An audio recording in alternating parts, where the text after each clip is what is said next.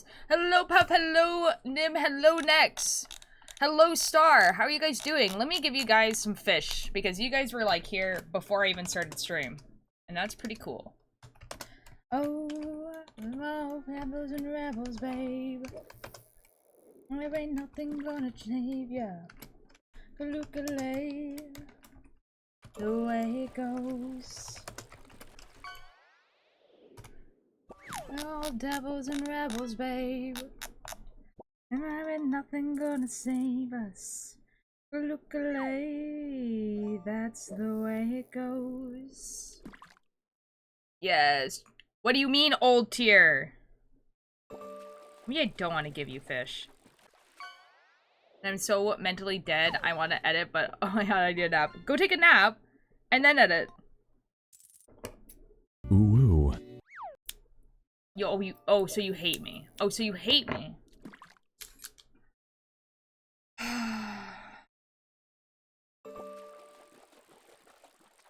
Alright. What? Hello? 10,000 bits? Hello?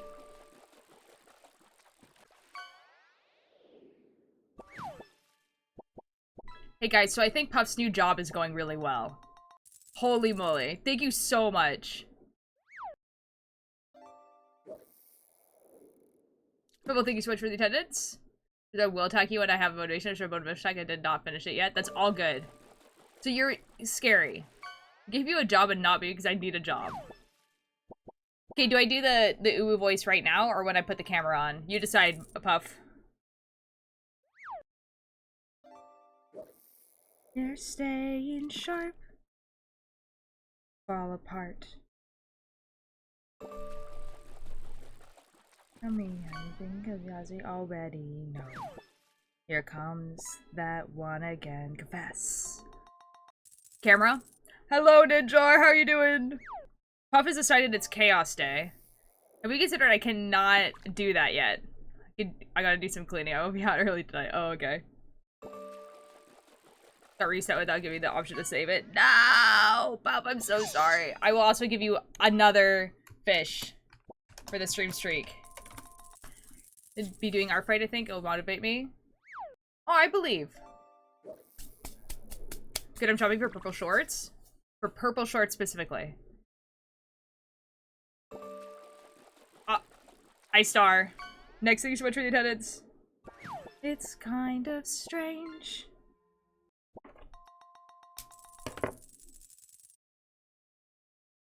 I'm not made to tell you how you're doing your job. Here comes that one again. Confess. Well, it was like, hey, what if you and I went for a walk and I forgot about the laser in the sky? Oh, go drink some water. The laser? The sun. Yes, my niece is having a purple pancake party for her birthday. Oh, okay. That's awesome. Ninja, I think you're gonna really suit purple shorts.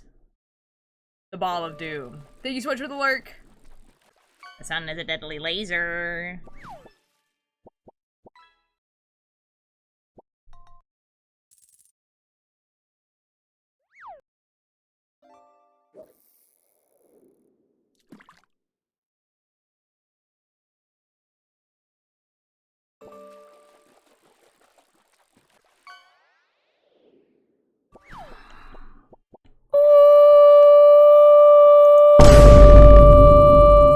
Hello!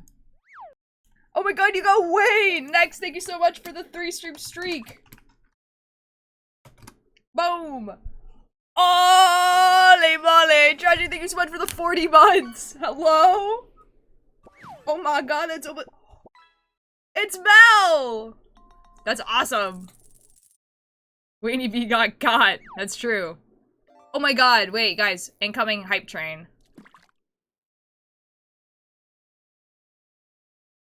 Bub, thank you so much for the 50 bits. Unfortunately, I think you guys do need a third person at this point. Because you have Puff and and Trashy, so you need a third person. Rule for clothing is I have to be able to fully squat in them and not have pass the test, or I wasn't super That's super fair, Ninjor. Ah. Alright. Alright. Tragedy, thank you so much for the five gifted subs.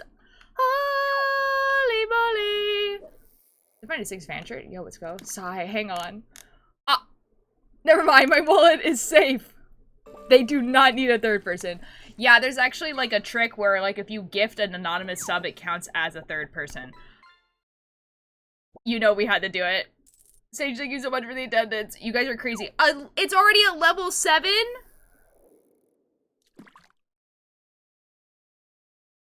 Yeah, guys, that's what happens when Mother Puff donates 10,000 bits. So I'll do the uwu right now because it's gonna take 5 minutes for that anyway.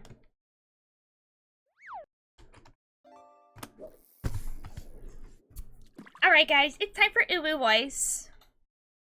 Thank you guys so much for the level 7 hype train. Oh my god. It happens at least once a year, you should know this by now.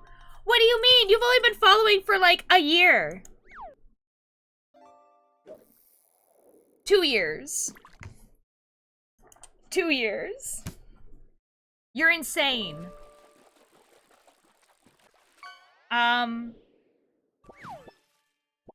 Crazy behavior. I'm just weaving in ends on my sweater, and then I might put it on actually because the hoodie I'm wearing right now is a little bit too warm. But we'll see.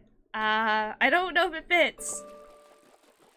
Let's actually be real, it happens multiple times a year. That's what you're crazy! All I'm hearing is that your new job is going good. That's all I'm understanding.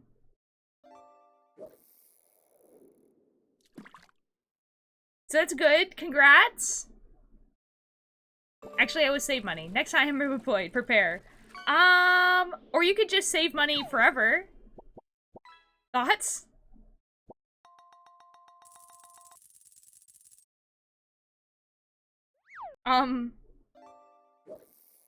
Go tell people about my podcast. That's what people should actually do. Go tell people about my podcast. Tell them to listen to it. You can do that for free, and it's kind of awesome and great. Yeah, that's what people should be doing. Go tell people about my podcast. There was a hard color to find shorts in? Yeah, I would imagine so. Or the movie. Free on Tubi. That too. Okay, is there any other loose ends? Ah, there is. Oh, there's so many. Oh, I hate this. Can I get a fish from the gift sub? I did announce. Yeah. Yes, Puff. There you go. You are so cool and awesome. Thank you so much. Everyone, thank you so much. Thank you, Puff. Thank you, Trashy. You guys are so cool. Now, if it was pink, this would be a quick trip. No, real. There's so much more pink. Dude, you might have to get white and then dye it purple. Oh, dude, did you see the fan art I made? Ooh, where? Bonk. And did you know you can make your own custom badges? I did know that. Brother, I said that? Oh. Well, the powder is tomorrow, so it shouldn't take that long to dye. It doesn't take that long, especially if you use,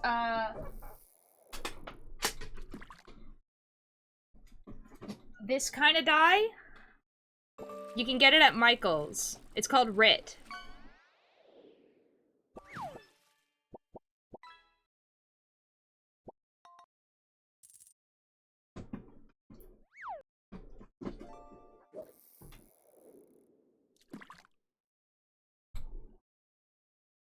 Yay! Okay, okay. In my new Discord or my old one?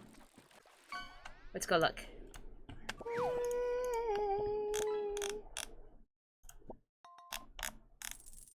Oh.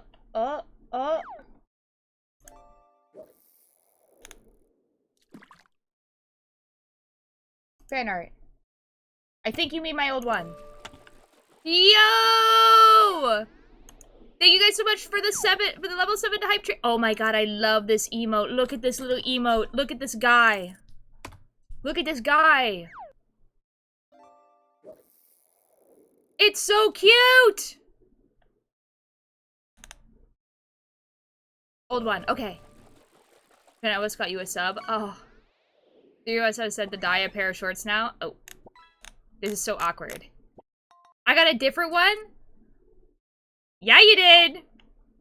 Do we want to see all my hype train emotes? A little.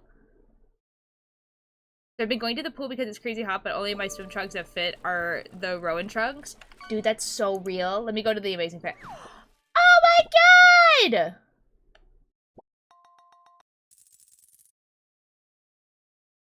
Oh my god. This is so cool! What? Guys, oh my god, I'm in a skirt.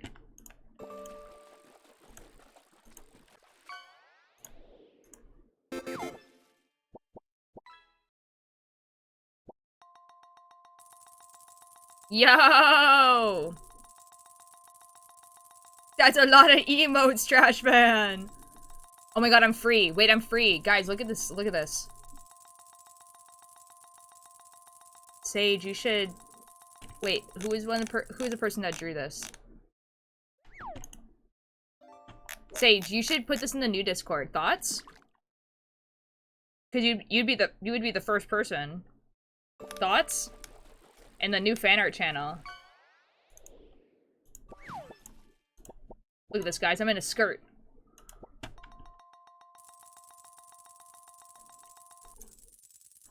I'm in a plaid skirt. Look at this.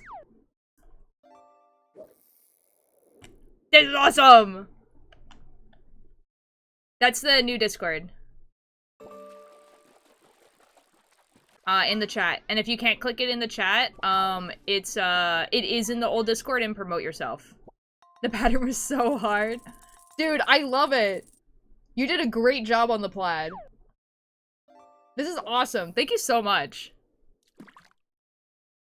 And this is getting downloaded to my computer right now. Boom. Boom. It's on my computer. Yay! Thank you, Sage! That's awesome. Why is this freaking out at me? Go away. Yay! Yay! Yay!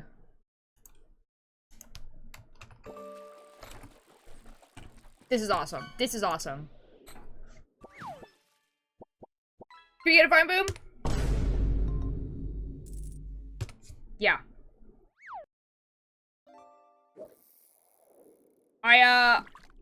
Guys, there's not a lot of end weaving left. But also we're kind of like on like a little bit of a time restraint on how much of the chapter I can play because I have to make dinner tonight. However,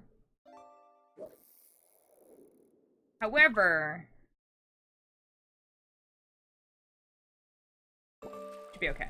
Hey guys, oh my god, okay, so because you put that emote in the chat, Puff, okay, Trashy and I were talking about this, like, right before stream, but okay, so you guys know how, like, the Backrooms is, because it's, like, it's a collective internet story, it, like, doesn't really have a copyright? You know what I mean? Like, it's an internet story, so, like, anyone can make whatever they want, like, there's, like, a bunch of video games and stuff like that, and there's, like, you know, like, people have made, like, stories and all that sort of stuff, and people can do whatever they want, kind of like SCPs. Now that there's a movie...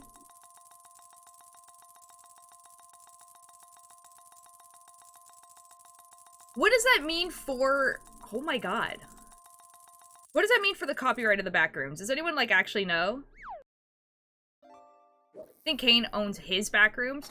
That makes sense. Like... But what does that mean? Like, what parts of it does he own? Because he obviously owns the characters, right? Like, he owns the characters that he showed, like, that scientist, Clark, the two kids, the therapist. Like, you know what I mean? Like, he owns those characters. And he owns Async, right? Like, the company Async, because that is his creation. That was, you know. But other than that...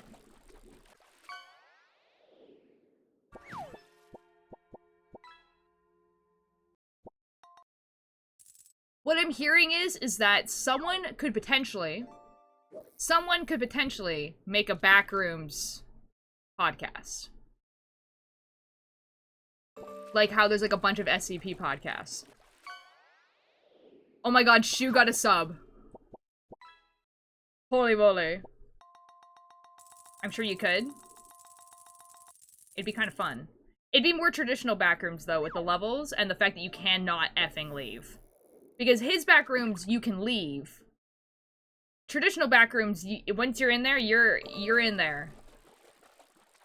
And the only thing you can do is just go to different levels.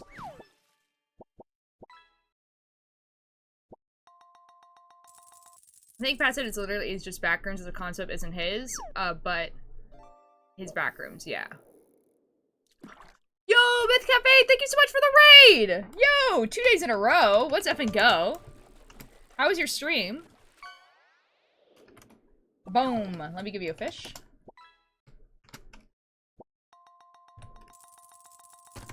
How's your stream today? You caught us right at the beginning, which is good. I'm still like working on a project that I've been working on like pretty much all day today because it took effing forever for no reason.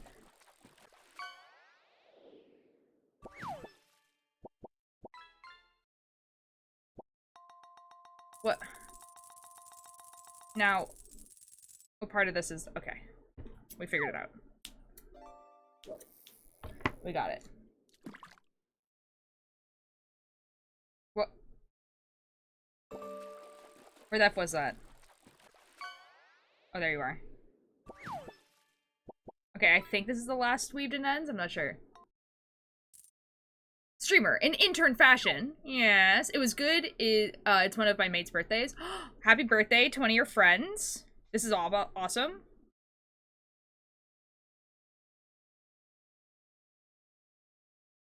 Happy birthday to them. Happy birthday to them.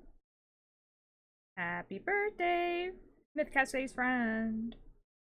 Happy birthday to them. Guess which adjacent member of the Dream SMP got banned on Twitch. Hit adjacent is key here. Ooh, adjacent. So someone who probably wasn't on the... Saikuno.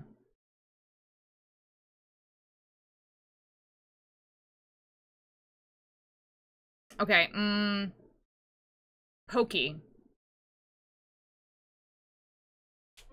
Hi, Chaos! Okay, musically adjacent. Ooh, musically adjacent. Corpse Husband. Although technically he was on the Dream SMP. CG5. Derivacat!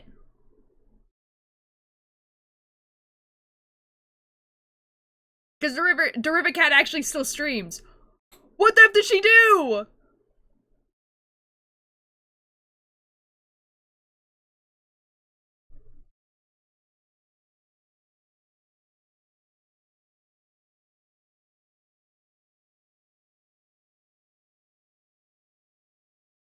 Guys, we're doing awesome.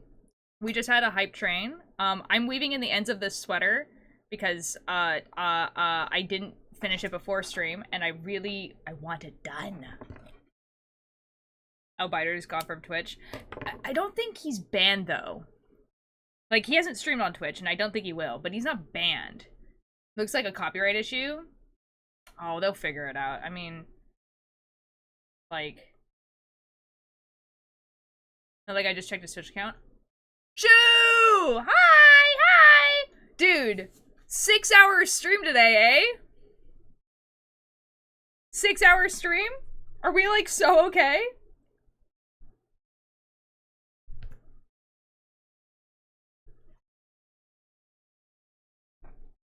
Yeah, that's a first and no, I'm tired. See, like, I used to stream, like, 6 to 8 hours every day.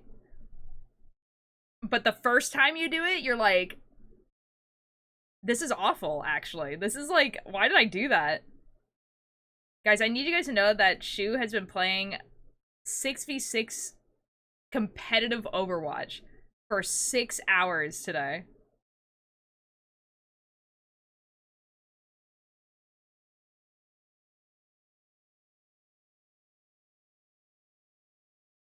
Almost top 500? Are you for real? Are you being absolutely for real right now? Yeah, in EU, still need like 600 more points. You're crazy.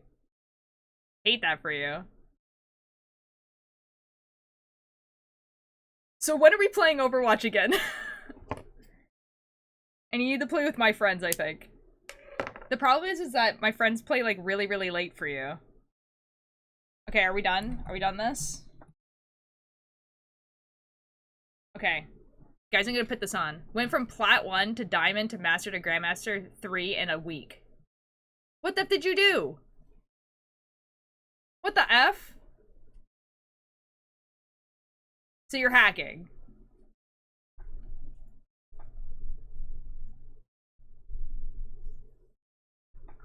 No! I knew I could do it. So you're hacking. Yeah, I'll be right back.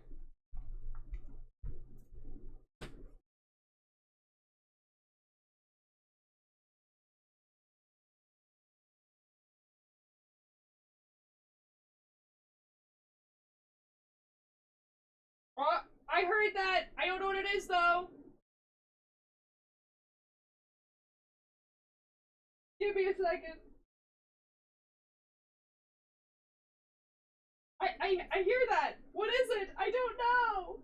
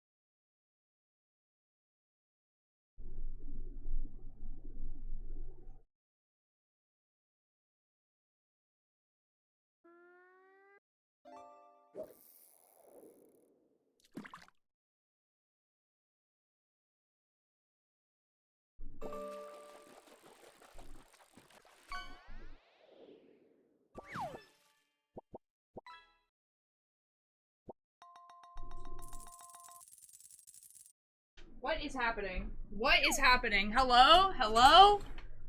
Hello? What just happened? Ah. Ah. Ah. Ah. Ah. Briggs, hello! What? Guys, thank you guys so much for all the bits.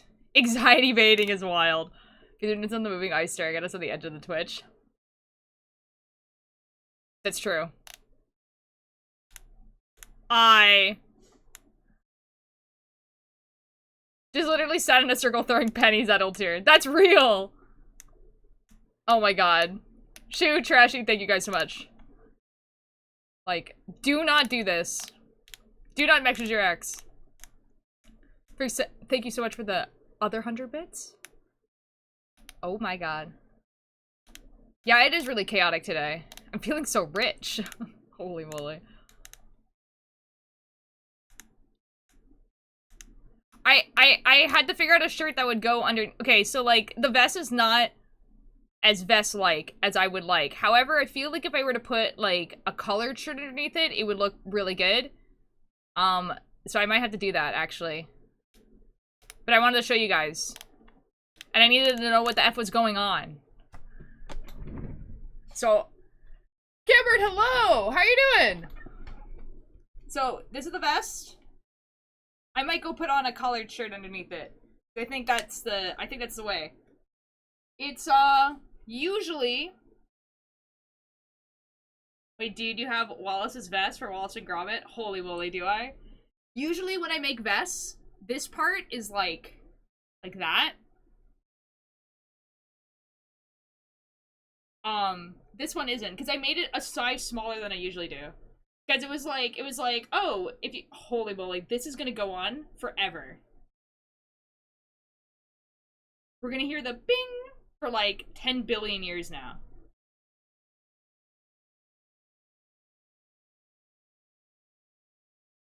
Here's a vest with a jumper under it, and a white shirt, and a red tie. Oh, yeah. Okay, usually I make, clothing at the 40-inch around, but this one was like, hey, like, here are the sizes, and then it's gonna be 2 inches bigger than that. And I was like, okay, I'll do the 36 then. I think I should have done the 40, but it's okay. I think it still looks nice. It's definitely more of a tank top than a vest, though. I think I need to put the collared shirt underneath it, though. Trashman and the shoes started it. I know! He is Trashman. That's true. Okay, let me find a collared shirt. I'll put the collared shirt on, and then we can play the effing video game.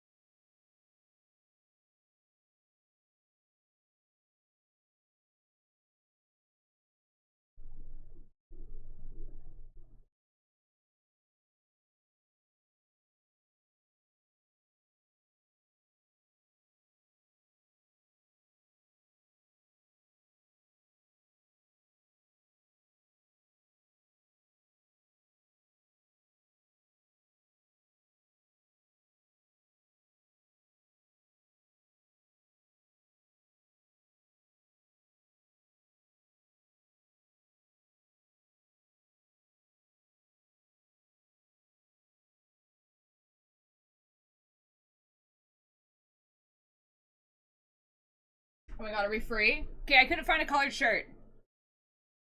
But I found the next best thing, which is the hoodie things that I have. I think it looks awesome.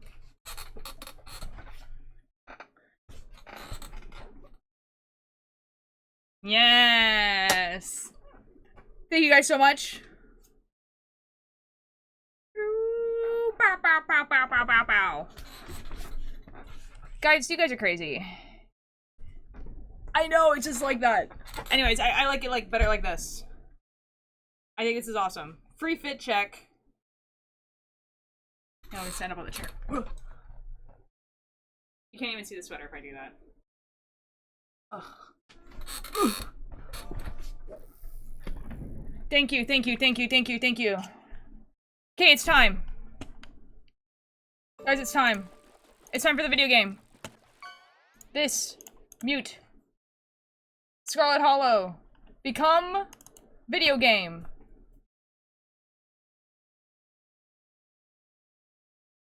I am right at 1. You are. Oh my god. Like, right at there. That's awesome.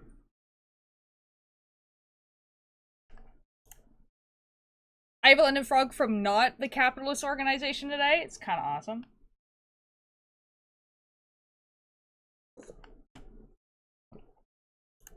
It's pretty awesome.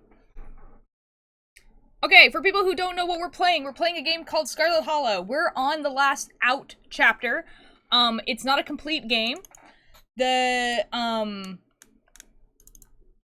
chapters are still being written. I'm assuming there's going to be 7 in total because there are 7 days in a week. Each chapter has been a day.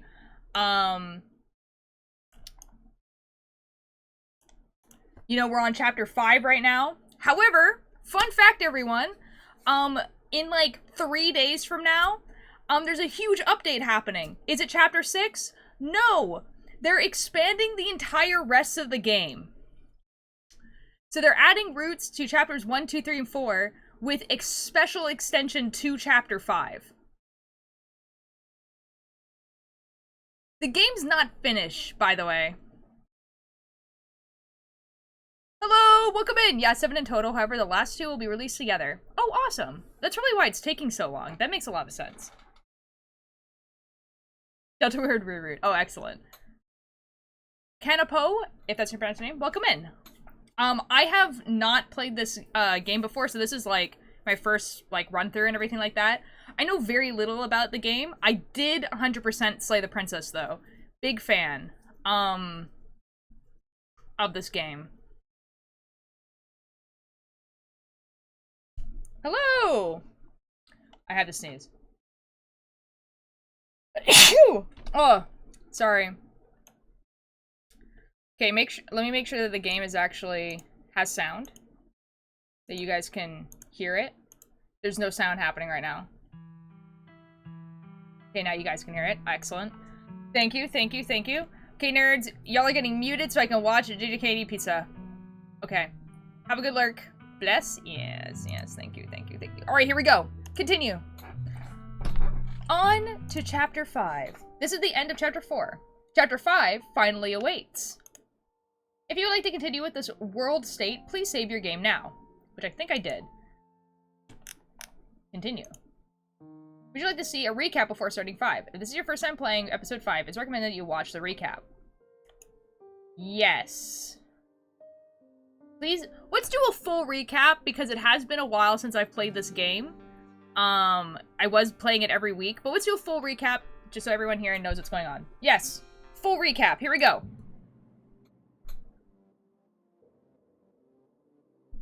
The funeral of Pearl and Scarlet, your cousins, mother, and your aunt.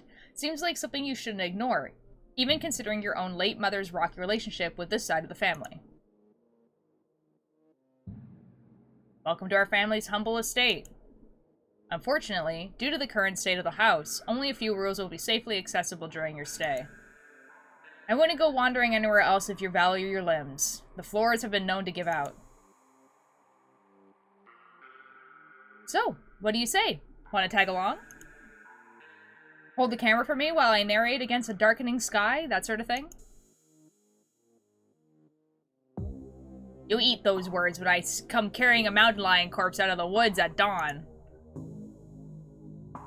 Duke grapples with the thing as it grabs at his shotgun, pushing the barrel out of the way as it grasps for Birdie with oddly jointed limbs, while Stella stares in shocked silence, as if paused, watching as the other creature attempts to wrestle Gurchin into the darkness, her desperate cries going unheeded.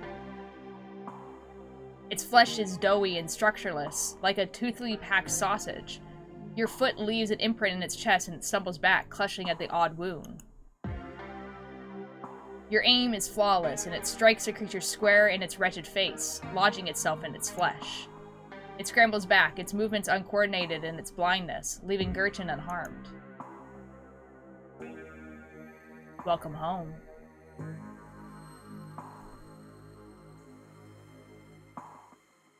My grandmother used to talk about a pale creature called ditchlings. She always said they were a terrible omen, a sign of suffering to come. And here we are. You're welcome to stay the night if you want. From now on, we're back at the estate by bedtime. No more impromptu sleepovers. Wow, that is some heavy stuff. No wonder Stella seems distant. I'm gonna keep my ears open for you. The diner is where everyone comes to gossip, so I hear a lot about what goes on around here. I'll let you know if anyone mentions those monsters or anything else strange or unusual.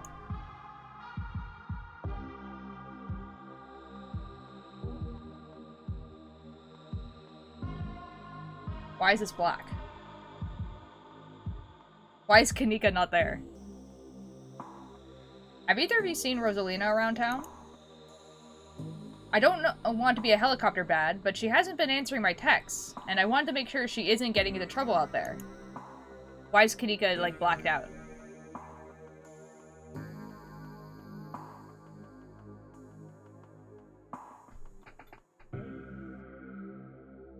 What did I do?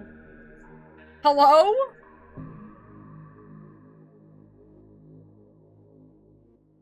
Bye, Sage. Have a good lurk. Nothing strenuous, we promise.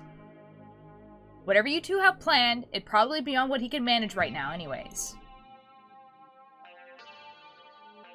I'm the only person in this town who truly cares about your safety. Don't forget that. Even if it's already too late to stop what's going to happen. You're interrupted by a sudden movement out of the corner of your eye. A girl carrying a bundle of snack pops through a hole in the fence disappears over the crest of a hill. Kanika, what did they do to you? I guess the old Maxwell place doesn't cut it as a secret hangout spot these days. Holy moly.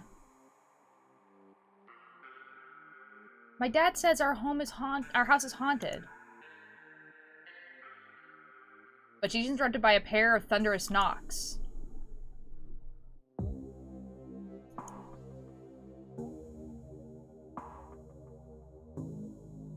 There is something in the darkness before you that's much louder, though you don't hear it, but you can feel it in your chest, like the deep growl of a predator. Hey, are you alright, Ultir? Stella reaches for your shoulder, but not before the light comes from your phone and illuminates the chamber. Ultir, are you alright?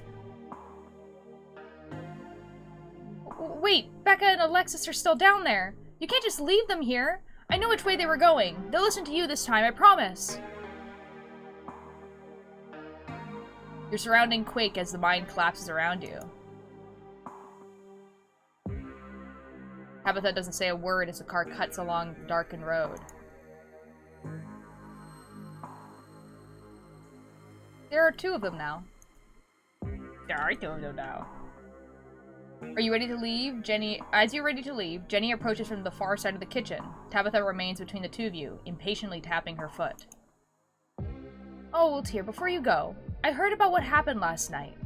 I mean, I heard about it before Miss Tabitha mentioned it just now, and then I heard it again. I just wanted to say that I'm so sorry you got caught up in that. I'll be praying for Oscar and poor little Rosalina. They're such sweethearts. Couldn't have happened to nicer people.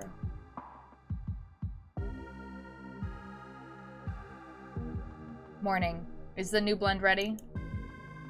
Of course. Lothier, if you'd like to keep Miles company, Tabitha and I will just be a minute. Well. You've never seen the man beside Duke before, but whoever it is, he's big. If it ain't Lothier. Bo, this is Miss Scarlet's cousin. They were there with Stella that night in the woods. It's a pleasure to meet you, Lothier. My name is Bo. I'm Duke's boy. Hope you've been faring better since all that unpleasantness. Tabitha stops in front of a small house on the quiet hill just off Main Street. Scarlets own most of the houses out here. We rent them out to employees. Just more convenient, you know? Your cousin pulls out a heavy set of keys from her pockets. She picks out one marked with a bright stripe of green tape and unlocks the door. Come on in. Don't worry, it's empty. Yep, he's a dog. You can tell this dog is a mare from his little sash and his fancy top hat. There's a regal air about him, almost as if he knows the position of authority he's been elected to. Before you can catch up to your companions, you're interrupted by a nervous man with a cross around his neck. It's hard to put a finger on it, but something compels you to dislike this man. Sounds like old Gertrude and the mayor may have some unresolved issues, wouldn't you say? I'm Pastor Daniel. I take it you're Lothier. Everyone's been buzzing about you. I'm so sorry about your aunt, but I'm sure she's in a better place now. If you'd ever like to discuss your beliefs, my door is always open. It's Reese! I love this guy. The basement is what you might expect out of a tortured artist who spends all his time confined to his studio. Discarded canvases line its edges, while trash and sketches leak out from their piles in the corners of the room, hiding the bare concrete floor. Ghoulish faces coat the walls in paint, sneering out at their creator. She can be a little intense, kind of overprotective, which I guess makes sense. Anyway, make yourselves comfortable. You will have to forgive the mess. I've been distracted lately. Haven't been cleaning much. Dinner is already laid out. Dinner rolls, spaghetti, and a light salad. Anxiously picks at her food. Stella is nervously talkative, and Reese is suddenly quiet and tense, his shoulders tight as his mother perches on the chair next to him. Dr. Kelly's eyes all of you with a fierce, sharp gaze. So, we were talking about maybe watching a movie sometime this week while Lothier is still in town? We'll have to see how you're feeling. I can handle a movie, Doc. Yeah, we'll just sit downstairs in the dark. Reese is used to that. I'm sure he'll be okay. You're always overestimating how much you're able to do, Reese. This is why you keep getting sick. If I get sick, so what? It's not like that's ever going to change. I'm sick every day, and I'm not getting better, and I don't want to spend the last few miserable years of my life holed up in the basement alone, just because seeing my friend has been deemed too strenuous. I'm an adult, for God's sake. I can't believe I have to ask permission from my mom just to have friends— Oh. Reese stops mid-sentence, wincing in pain and wrapping himself in his arms. Don't say things like that. I'm doing everything I can to try and fix— Silence as Dr. Kelly's eyes shoot open. Reese? Reese abruptly pulls himself from the table and leaves. Hey, you're just in time. Rosalina is situated in the back room. Alexis is going to keep her company while we hopefully get this all sorted out. Oscar and startle as the door swings open. Seems I made it just in time. Let's get this show on the road. I don't have all night. Whoa. This is where I've seen it. It appears on top of the stain. Stella pulls back the carpet, revealing a hatch. The floor around it stained a reddish brown. I'm going for it. Wait, do you hear music? Movement stirs, the figure cloaked in shadow rises to attention. Stella? There you are. I would have found you sooner, but the residents clearly don't want me here. It doesn't seem to have the same issue with these miserable little parasites. Bottom feeders always manage to slip through the cracks, don't they? The sins of the father are to be laid upon the children. Bull! I hope I didn't come too late. It wants something, doesn't it? And I think you know which one of you should volunteer. You must be joking. Let's just leave. Agreed. Sybil, you got it here. Can you get us out? Sybil sighs. Tabitha, are you sure you want to leave this business unfinished? Absolutely. This is not our problem. If you think it's the best course of action, yes, I can get you out. It's only a question of seeing through the illusion. You're in a basement, even if all your senses are telling you otherwise. Try closing your eyes and remembering where you are. I'm so sorry, Ultir. I don't think I can talk right now. I'll call you, okay? She hurries off down the road. Before I go, Sybil places a hand on your arm, holding you back for a moment. I'm sure you have questions from everything you saw tonight, but let's not get into it here. I think everyone could use a little rest and relaxation right now, yourself included. If you swing by the tea room sometime tomorrow, say early afternoon, you and I can have a little chat. I'll see you then, Ultir. You don't even notice yourself entering the guest room and falling into bed. Suddenly, you're just there, buried under your family's musty covers. You open your eyes. It's a new day. But your thoughts are interrupted by the buzz of your phone on the nightstand. You check your messages. There's nothing from Stella. Now listen here, officer. Big Betty was set to win a big blue ribbon. I'm telling you, she was a valuable property, not just some vegetable. We worked really hard to get her that big. Raise her up from a seed. It's just not fair, officer, sir. The Scarlet Hollow police are spread pretty thin at the moment, gentlemen. Any property disputes will have to wait. If indeed there is a dispute to be had, are you sure it wasn't some animal? I'm telling you, I know who stole her. That no-good bastard Julius Turamine has been stealing what rightfully belongs to the Kelloways all his life. And you folks haven't done a lick of policing to put an end to it. Juliet's made up some imaginary friends, and keeps telling us that they want her to go out there. Like the word of some fictional creature she made up is going to convince us it's a good idea for her to play in somebody's old garbage. But she's 7. Of course, she would get some funny little ideas like that.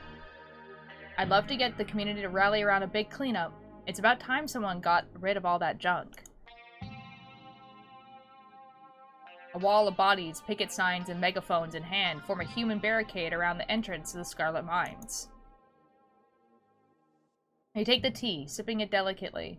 The citrus smell is fleeting, quickly replaced with the earthiness at its core, like you've taken a mouthful of dirt. But the aftertaste combines the two flavors into something soothing and medicinal, and you find yourself feeling more comfortable, your muscles relaxing for the first time in days. Now, on to business.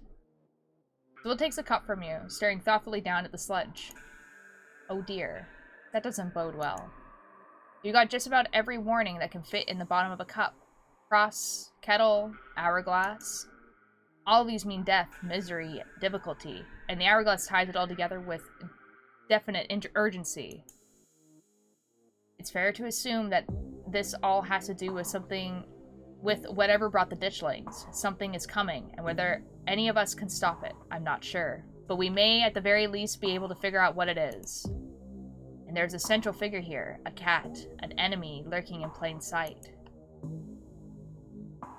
This is wild. I had no idea any of this was here.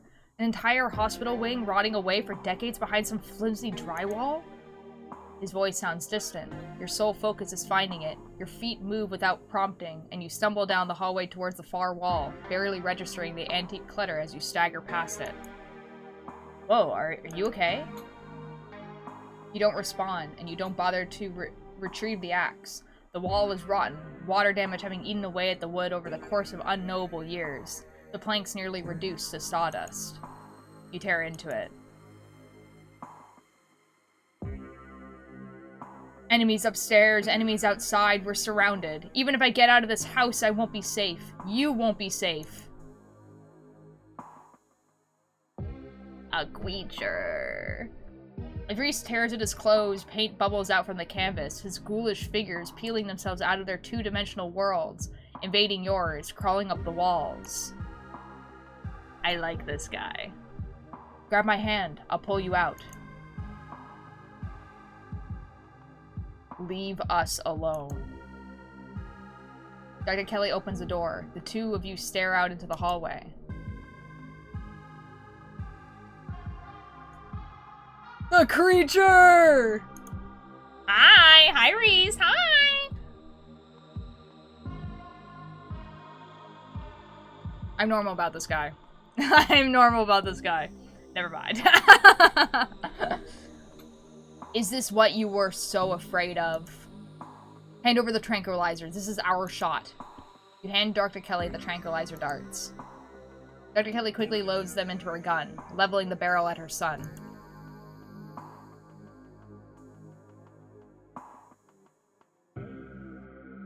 Well, Tyr, I thought we were in this together. You sit on the log beside Stella. Well, Tyr, how did you... You close your eyes, your exhausted body succumbing to sleep almost immediately. As you drift off, you think of Reese, trapped in that tiny windowless room. All his greatest fears realized, his body no longer his own. But you stopped him from killing Dr. Kelly. The world, at least for now, is protected from him. And then you think of nothing. It's time to continue your journey. Wake up. A lonely piano refrain echoes through your head as you sleep. It feels like it goes on forever, clumsy and uncertain of itself, stopping and starting at random. But as your dreams start to fade, you realize the music is following you to the waking world, continuing even as your mind re-solidifies and banishes the last few remnants of your dreams. That was all recap? To be fair, it's 4 chapters worth, and each chapter takes, like, 4 hours to play. So, like, there's a lot.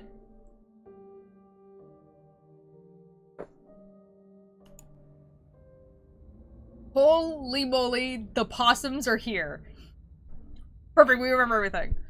When it finally stops, you're startled by the sudden silence. You're awake now, cold and uncomfortable, your muscles stiff and achy. Your head still clouded with sleep. You realize there is a concerning lack of blanket and mattress.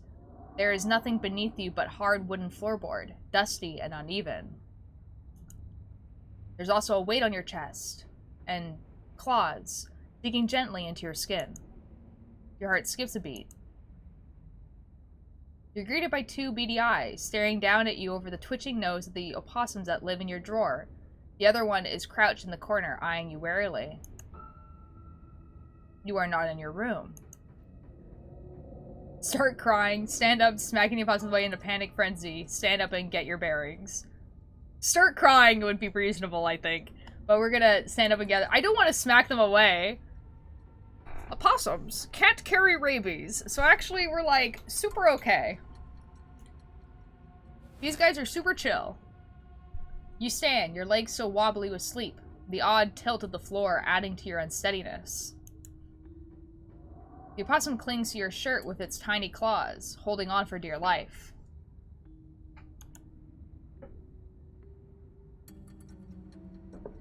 You must be in the Forbidden Wing. Oh, must I be? Must I be?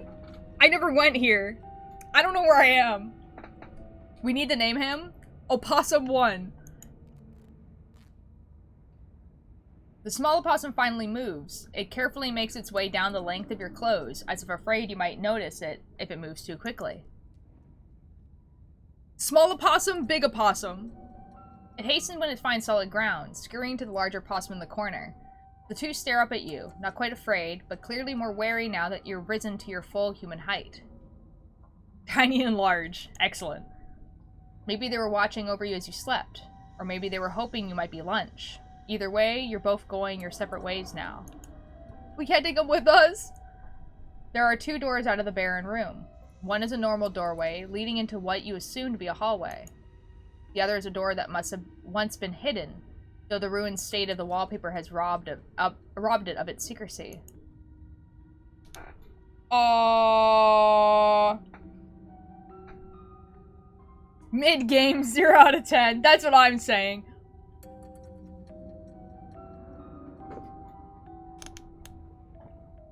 Okay. Investigate the one hidden door, call someone, yell, hoping someone is there to hear you, continue deep into the Forbidden Wing.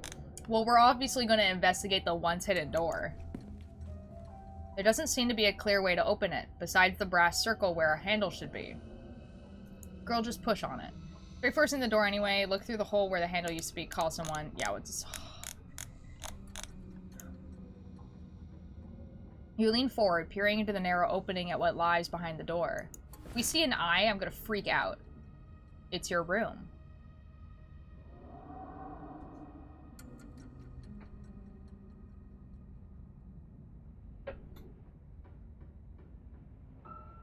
You can't take them with us this run? Oh, you probably can if you can talk to animals, right?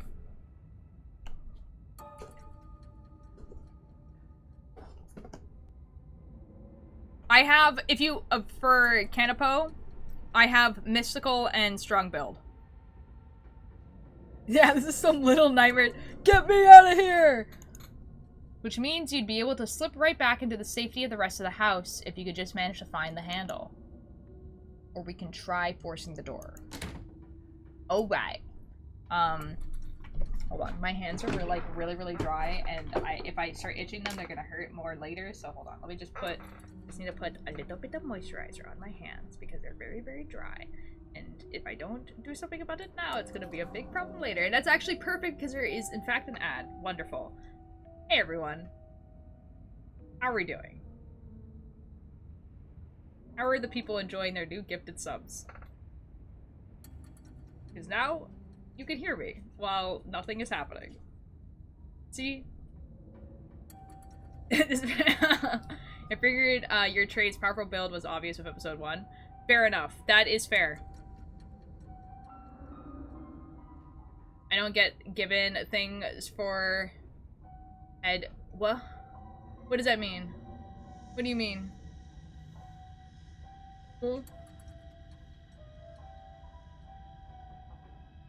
Yeah, I know the powerful build one was pretty obvious. But...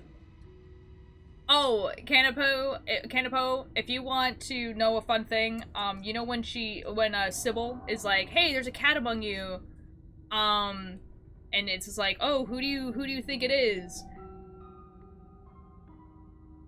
You getting ad for skull razors or whatever? Oh yeah, you were telling me about that. I remember. I blamed Sybil. I was like, Sybil is the cat. But, like, it usually is like, you can't blame Sybil, she's the one telling you there's a cat.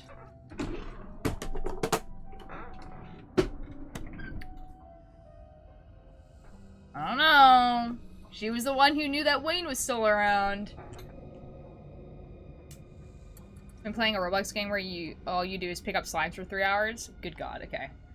You push on the wall, it doesn't budge.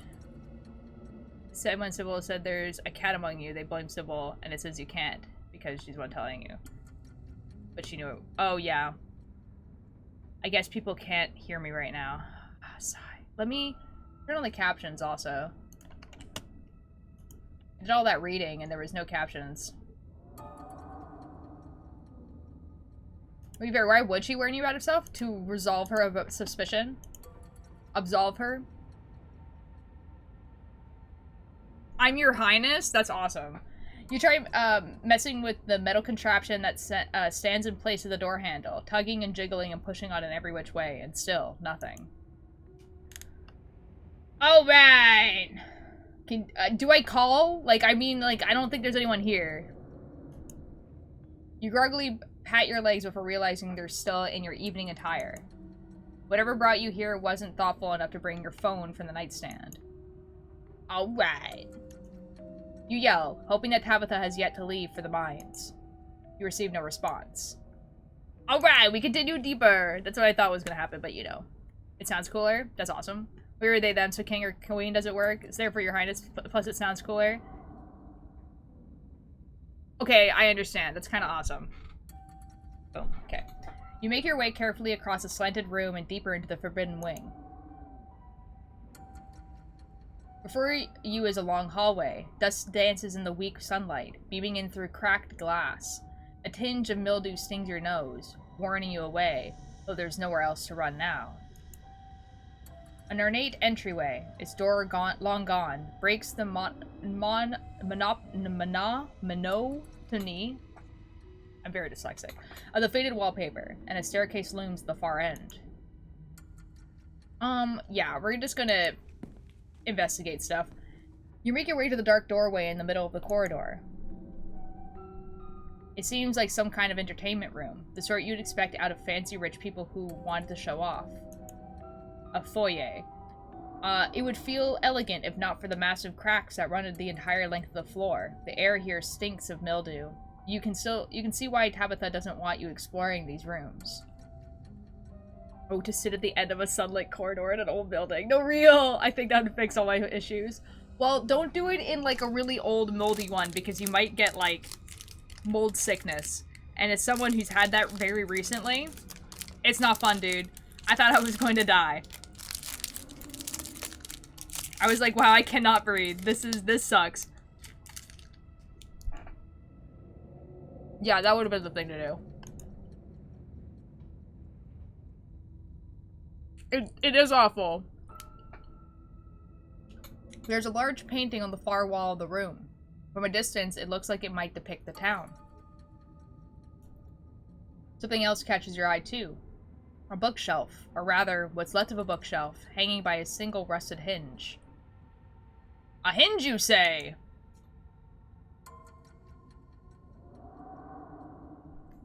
I shouldn't eat this at the same time I'm trying to read.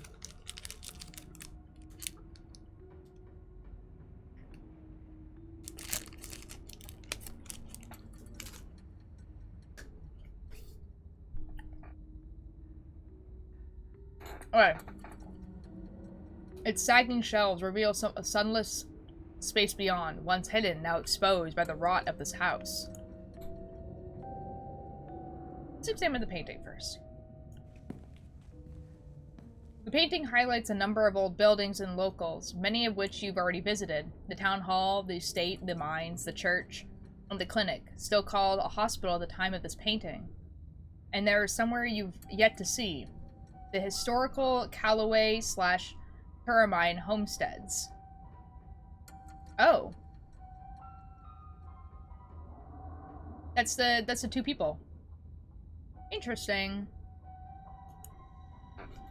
The faded bronze plaque beneath reads, in combination of Enoch Scarlet, head of the Scarlet Hollow Landmark Revitalization Project. Let the past never be forgotten. We're going into the bookshelf. You cross the parlor, testing each careful step along the way, and duck between the collapsed shelves of the old bookshelf. Oh, holy moly. The space is dark, its features barely illuminated by the faint light tickling through the myriad of cracks and holes in the walls. The wallpaper, a deep, exquisite red, adds a blood-like glow to the dimness. So this person, like, either bought a lot of stuff randomly from places, or, like... Yeah. Ooh, Confederate flag. Ooh. What other things are in here? A mummy that someone probably ate, depending on what time period this happened in. Shrunken head. Monkey's paw.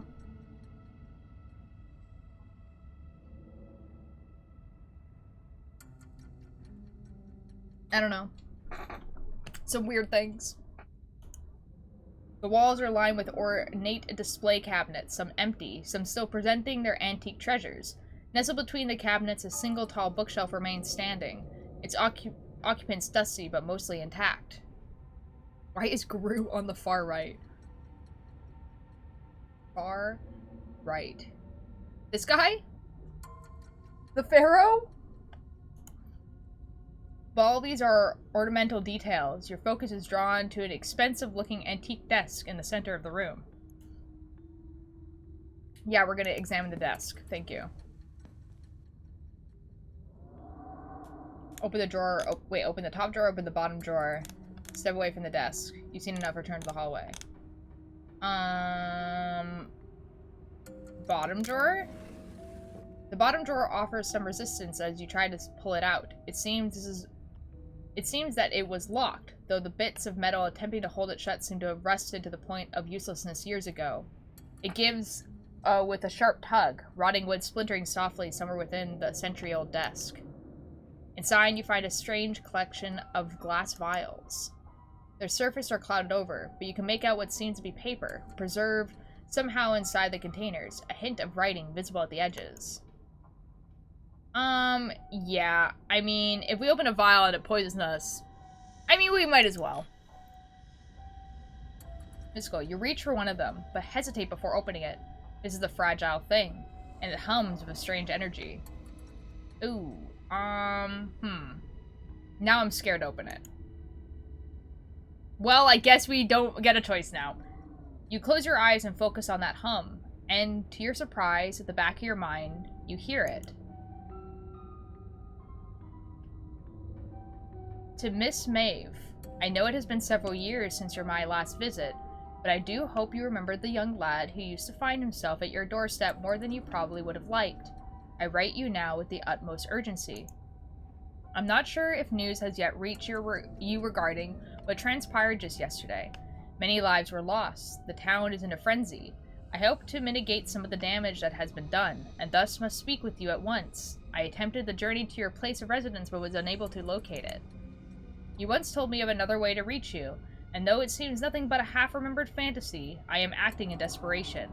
I can only hope this letter finds its way to you, as you once said it would in my hour of need. I must meet with you at your soonest convenience. Sincerely, E.S. You reach for another. Miss Veranda, trouble with tea. Your presence requested at once. And another.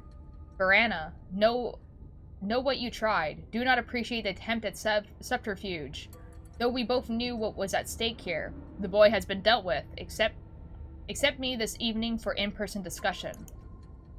Some of these letters are addressed to Miss Maeve, and some to Veranda. All are signed with E.S. You assume these have to be from Enoch. Many seem unimportant, just listing a time and place.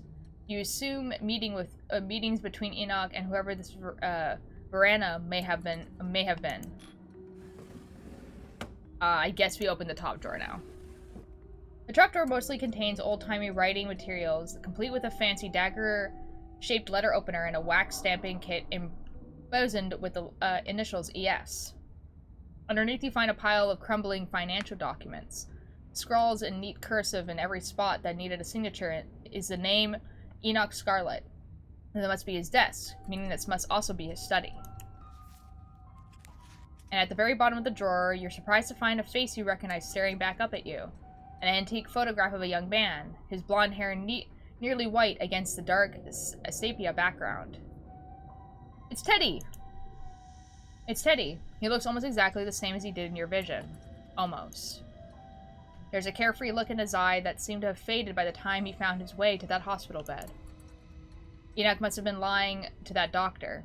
If the man he spoke to wasn't Teddy, why would there be a picture of him in Enoch's study? We knew that, though. We knew that he was lying. Okay. You close the door. Step away from the desk.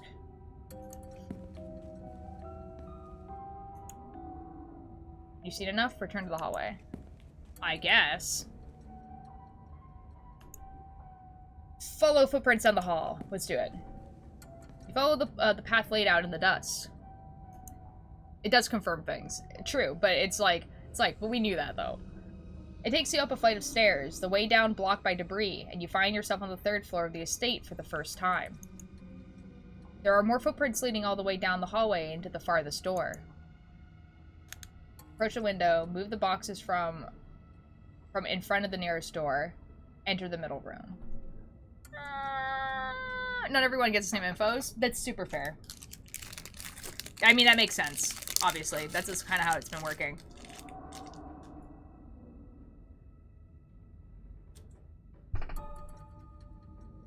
Let's move the boxes. Because I have power but both. The boxes slide easily out of the way. It's almost like they were placed there to make the room less conspicuous, rather than any kind of actual barrier. You push past them into the room beyond.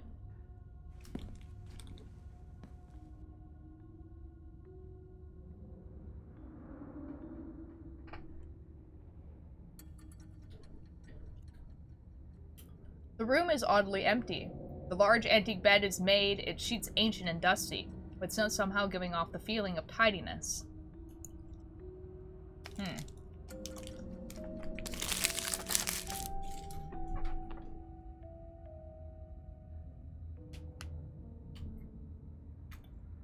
No, obviously.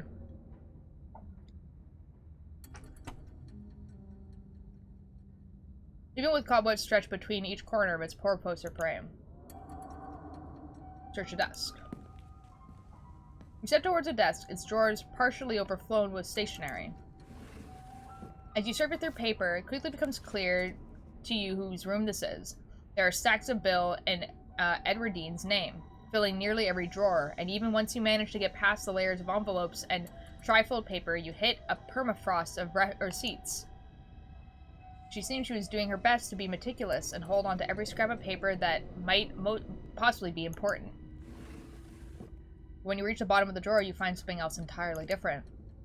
Greeting cards, letters, small wrapping packages, some open, some sealed, some crumpled into messy balls. You open one of the cards. Both pages are taken up by a handwritten note. Tabby, hope you're doing well. Not a day goes by that I don't miss you. Hope Perlan treats you to your best Christmas yet. I'm not sure what sort of doodads you're into these days, so I sent in a little something that made me think of you. I made sure they were the best shells of the bunch. Not sure how rare any of them are, but they're awfully pretty. And they're still got that beach smell. And make sure you put your ear up to them, too. It doesn't compare to the real thing, but it comes close enough. And in case you think that makes me a cheapskate, I made sure to send along a little cash too, so you don't get yourself something a little nicer than glorified beach trash. Make sure you get Perlin to take you to the nice toy store, because that's where I'd take you if I was there. If you get the time, I'd love to hear from you. I miss you so much, Tabby, and I'm always thinking of you. You can come out and visit me anytime. I know you've always wanted to see what it was like out east. I made sure to write out my address on the back of this card, just in case you didn't know how to get a hold of me. Been missing you, my incredible, wonderful, amazing daughter. Uh-oh. All my love, Dad. You pull out another, from closer to the top of the pile. Happy birthday, Tabby. It's me again, your old dad. So the big 2-0. I can't believe my daughter is such an adult. In my mind, you're still that bouncy little kid doing cartwheels on the front lawn, telling me what various sounds animals make, like they're the professor of animal noises. I have no idea if you read these, but I'll keep writing them, even if sometimes it feels like I'm writing them to a ghost. I mean, we haven't spoken in almost 15 years.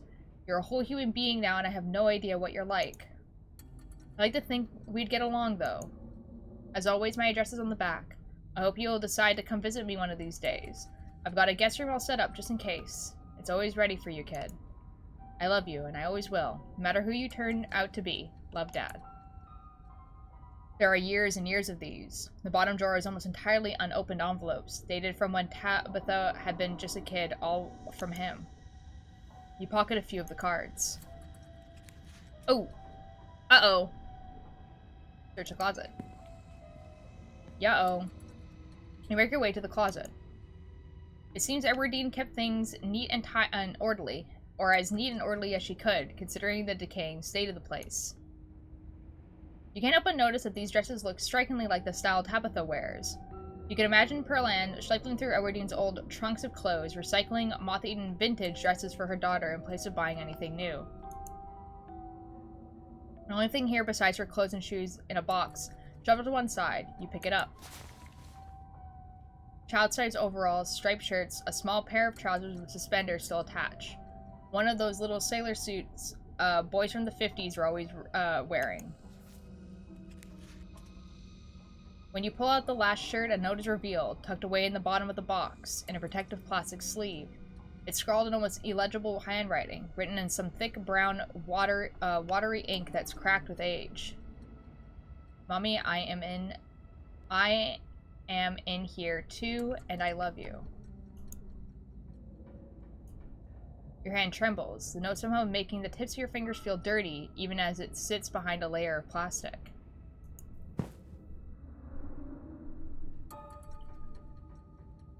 Yeah, okay.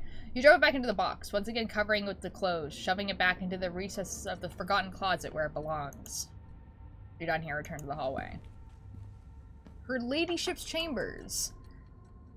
Finished with the tucked away room, you return to the hallway. Enter the middle room. This place was clearly once a nursery, though no child has been in here for a long, long time.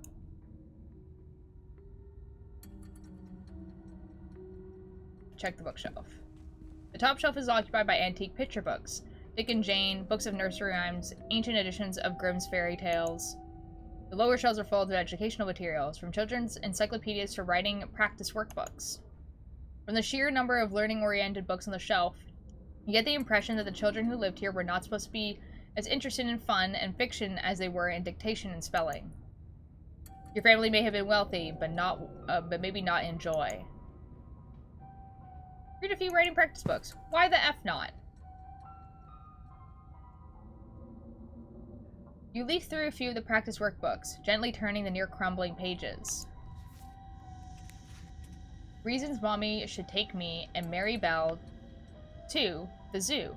1. We have been very good girls and have not cried for a whole week. 2. Mary Bell says elephants are so big and I would like to see it. See one. 3. I think it would be very fun and Mommy would have a good time.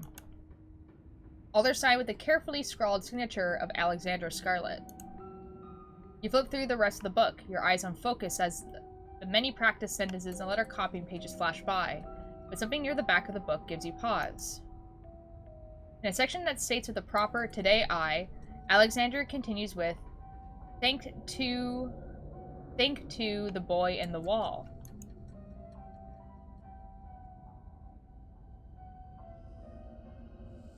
That's awesome! You're done here, return to the hall. You make your way back to the hall. I guess I approach the window. You carefully approach the window at the far end of the hall. Wayne! That sure is a cliff. There is nothing down the window but the tops of distant trees. The ground having crumbled away. The only thing stopping you from plummeting to your death is a slanting foundation that still somehow holds this place together. At least for now. That's awesome. I love that for us. You continue following the trail of footprints, approaching the furthest room down the hall. The door was clearly meant to be hidden, but it's been left open. The room is strictly empty, save for a rug and a few candelabras. The lack of dusty old boxes and rotting antiques marks it as distinct from the rest of the cluttered, forgotten spaces you've explored. Mystical. It pains you to stand in this place. Emotions hung over you, strong, oppressive, and overwhelming thoughts that threaten to fill your lungs. You don't feel death here. You feel something worse. A deeper loss. One that's left a wound that has refused to scar. You can't help but fixate on the carpet in the center of the room. The corner is rumpled, as if it's recently been moved. Mystical. Move the carpet. Ooh, yes. Yippee! You pull the carpet up, exposing the bare floor and revealing what lies beneath. Oh, I didn't like that there was mechanical noises. Oh, holy moly. An ornate ring of sigils has been carved into the floor, 5 along the edge with a 6 in the center. Except there's 6 sigils. 1, 2, 3, 4, 5, 6. There's 6 sigils and 1 in the center.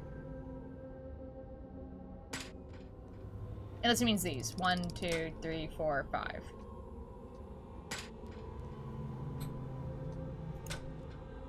The circle emits a now uncomfortably familiar feeling. You can feel your gaze focus to crawl over your every intricate detail of the carving in front of you. Ooh, Ordum Paranormal. Yeah. The serpent wrapping around the staff gives you flashes of the room beyond the morgue, and the darkness that swept through the house once it had been uncovered. The fists and chains make you feel like you're back in the claustrophobic confines of the mines, and surrounded by the angry hammering of its memories. The horns have the same nightmarish, dreamy feeling of the world constructed by the furious ghosts of Charles Shaw Jr. The others are new to you. The feeling they emit are less intense, giving only vague impressions of what they might be tied to. Golden fields, the mewling of fresh souls, just slithered out from the room and desperate to be fed. Another that rings like bells in your mind, calling you not towards it, but away from it, pushing you from its threshold and into the darkness. But the central symbol is strongest of all. It echoes out across the room, a vast ego proclaiming its dominance. Oh, so we're just supposed to move on. That's awesome. Okay. Yeah, sure. You continue forward towards the door on the far side of the room. Oh, holy moly. Me when I have a bajillion locks that don't work, clearly. You exit into a short hallway. There are stairs here leading back down to the lower floors, but there is also another door. Hanging ajar, the many locks and deadbolts along its edge glimmering in the weak morning light. The door frame itself is gouged and splintered, evidence that some desperate creature tried to save itself from the room beyond, time and time again. Well, it's clearly not there anymore, so... You step forward. Oh, holy moly. This was a prison cell. There's writing on the wall.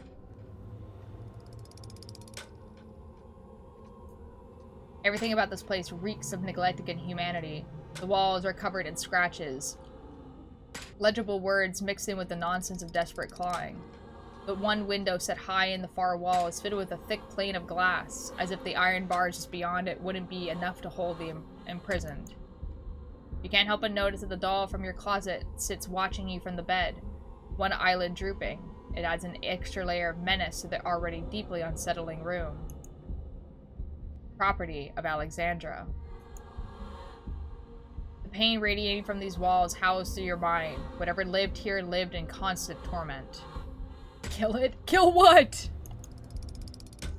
But the etchings on the wall are more than just evidence of suffering that went on here. Whatever was trapped in these walls was trying to send a message, to you or to anyone who might happen across it. Your eyes are drawn to the massive, almost letters, dug as deep into the brick as the cell's prisoners could manage, highlighted with whatever pigments were available. Mystical. It almost looks like a word, but none of the lines meet up, causing you to constantly doubt whether they're letters at all, or just lines that fool the eye into imagining shapes that aren't there. How did it move, bro? It's been moving the whole time! Your stomach clenches with nausea as you run. As your eyes run your eyes along the deep furrows in the wall. Whatever was here wanted these words to be known, so you do your best to store them away, trying to burn the image of them into your mind, carved deep into the wall, bloody against the filthy brick. And then, one final detail grabs you. A metallic glint from the filthy bare mattress. A doorknob. This is what you've been looking for. Was it left here for you? I guess I take that. As you take it, a sound wraps around you. Run, bro.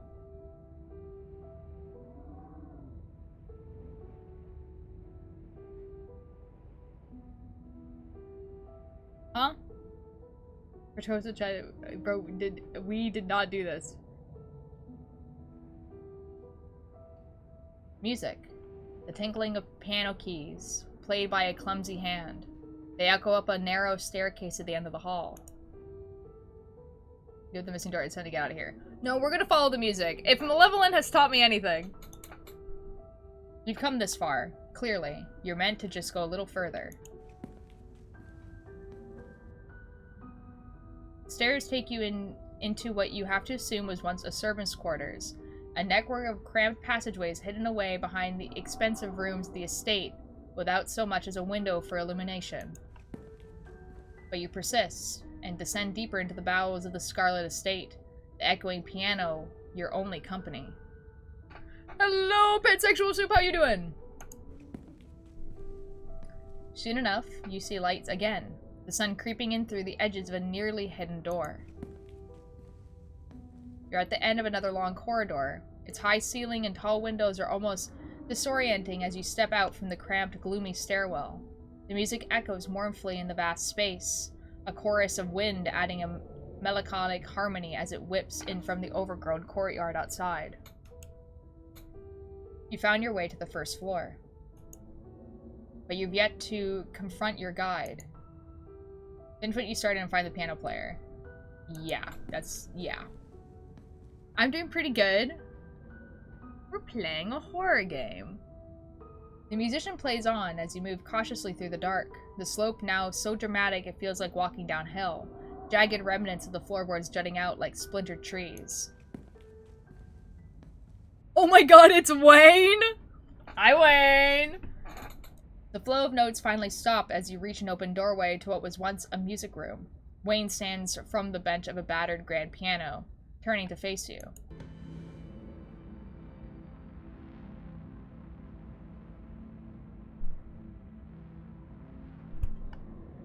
Hi, Wayne. How we doing? So now you've seen it, Altair. He makes his way down the tilted floor towards you. A breeze passed by him, carrying with it the smell from the wound that is his body. I hope you enjoyed the show. He stops just a few pieces away. And I trust you understand the implications of everything you've seen. If you aren't careful, and you put your faith in the wrong people, things could go very, very wrong for you. I can effing attack him? I don't think I'm gonna do that.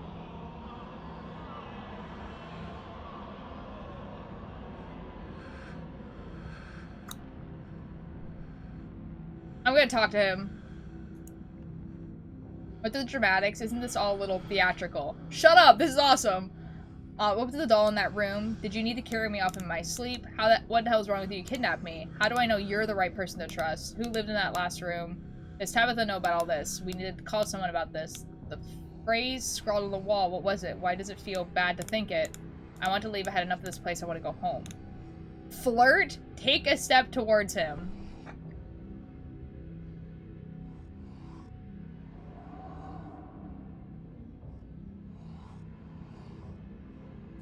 So I'm not going to do that.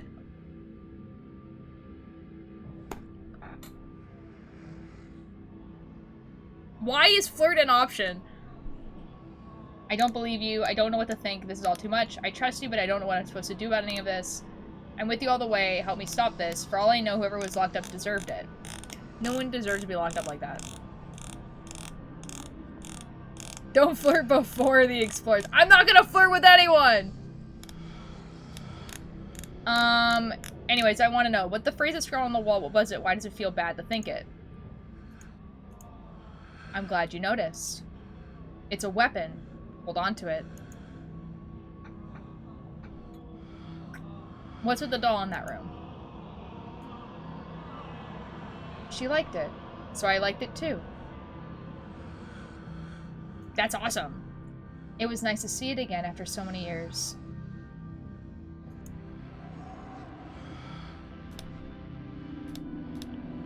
Who lived in that last room? Wayne cocked his head almost playfully. I did.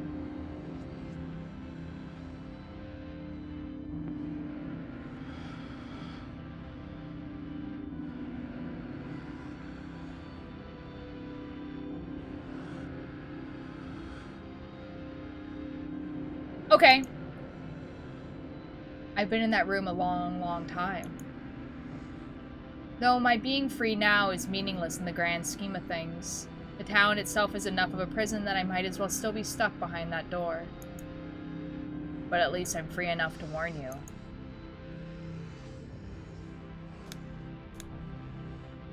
Does Tabitha know about all this? Of course. Why do you think she invited you here? No, I see what you're doing. You're trying to make me doubt her. It won't work. She didn't know me then. It's different now. We've bonded. True! Oh my god, but she's my cousin. I love her. She wouldn't. Oh, that's how she'll remain silent.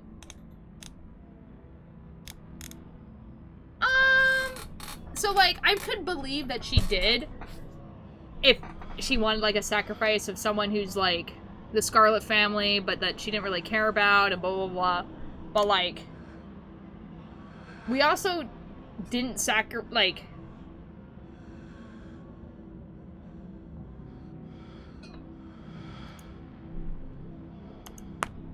I've given you a glimpse into one of your possible futures. Whether you choose to believe me or not is up to you. But I urge you to consider believing what your eyes have shown you. Your freedom is on the line.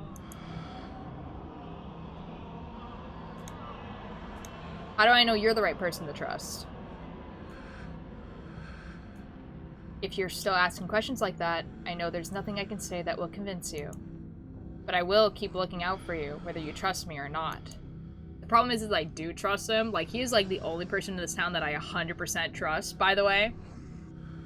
Why is there no option for what the hell? I mean, there kind of is. No, sorry, I agree. Unfortunately, which is, like, really unfortunate for me, personally, because one of my friends is named Wayne. And so it's kind of like, you know what I mean? I can't be like, oh my god, Wayne is so hot. And then, like... Also, I have a friend named Wayne. I'm talking about this guy. You know what I mean? Horrible situation to be in.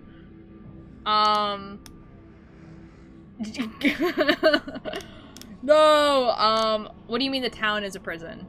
I need Wayne. Yeah. He can possess me anytime. No, I'm saying I get it! It's a toss-up between Reese and Wayne, though. What do you mean the town is a prison? Okay, guys, we need that lock in. I can't leave. No one really can. As it stands now, Scarlet Hollow doesn't like letting go of its prisoners.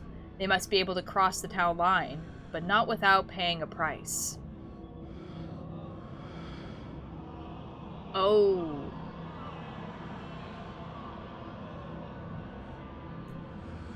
That can be changed, though. It wasn't always this way, and it was never meant to be. We can put an end to it. No one say anything. Guys, thank you so much for the attendance. I'm here, I'm present. Holy moly.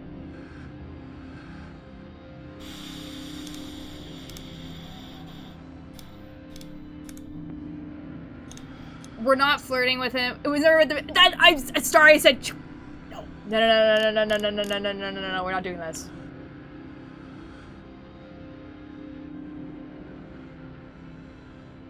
For all I know, you deserve to be locked up. I trust you, but I don't know what I'm supposed to do about any of this. I do trust him, to be fair. He's kind of like the only person I do. Wayne's shoulders seem to relax slightly, as if he's relieved. Good, good. Our enemies rely on keeping us divided. They know how much stronger we can be together. The witch holds some of the final pieces. Find her. Pry them from her hands, and then everything should start falling into place. The thought feels slippery. You're unable to hold on to it, and the holding is painful. Like you're gripping onto it in white-knuckle fists. You're forced to let go. It fades. So it's definitely Sybil. Unless you've already started to forget about her. Memory is a disloyal thing, isn't it? Physical, easily manipulated. Unless it's Kanika. But something being missing from your head doesn't mean it's gone from the world. Before either of you... I mean, she was the witch in the other place. Like, she was, like, the replacement of the witch in, like, the memory thing. You know what I mean? Can we get some sort of Venom-type situation going on where he's able to speak through us? Holy moly. Before either of you say another word, he vanishes back into the shadows of the Forbidden Wing. Nothing left for you to do here but leave. You make your way back to where you woke up and slotted in the handle into the secret door on the wall. Okay, so here's the reason why I'm not flirting with him. One, pretty sure that when he was human, he was in love with Tabitha, and I'm not doing that to my cousin, you know? That's not okay. You know, that's not chill. That's not cool. Reason I didn't flirt with Reese is that he was in a very desperate situation, and that felt like taking advantage. Different run through, maybe. I heard head instead of Wayne, and I went head, shoulders, knees, and toes. Holy moly. Make your way back to where you woke up and slot in the handle into the secret door on the wall. Is also, well, what... I know. Thanks everyone for being so normal about all of the really monster characters in this game. It twists and the door pulls back, and you stumble through a closet and back into your bedroom. You lean against your door frame, relieved at once again having sturdy, unsloped ground beneath your feet, and moderately clean air to breathe. I don't want no a horse boy. He's not a horse, he's a vampire! The estate has gone to you. After the events of this morning, your body burns with a furious itch to leave this place behind. To be anywhere but here. He is? Well, he's kind of like implied to be something like that. He might be a demon. He's probably a demon. He has like a tail. I don't know.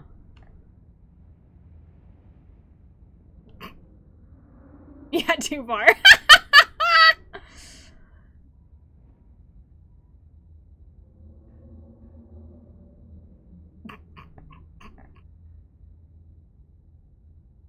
Get a boo, let us have fun, let us have fun. He's like implied to be a demon. Because it's like implied that like his mom was in love with like a demon. The estate has gone to you. After the events of this morning, your body burns with a furious itch to leave this place behind. To be anywhere but here. I don't know if I should agree or be worried. Don't worry about it. Ooh, everything's blurry. The creatures! You leave in a haze, mindlessly grabbing clothes and an uncharged phone, barely even noticing your surroundings as you rush outside. The morning revelation seizing your body and mind alike with a suffocating grip. Ooh. Brandon, boom. Your music is so good. Let's go. The cell, the doll, Wayne's insinuation that Tabitha has known about all of this, and even more, that she has partaken willingly in your family's crimes. Not only that, but she has designs for you. Is it true? Tabitha can't be trusted. Tabitha deserves a chance to explain herself. Tabitha needs to explain herself. Wayne can't be trusted.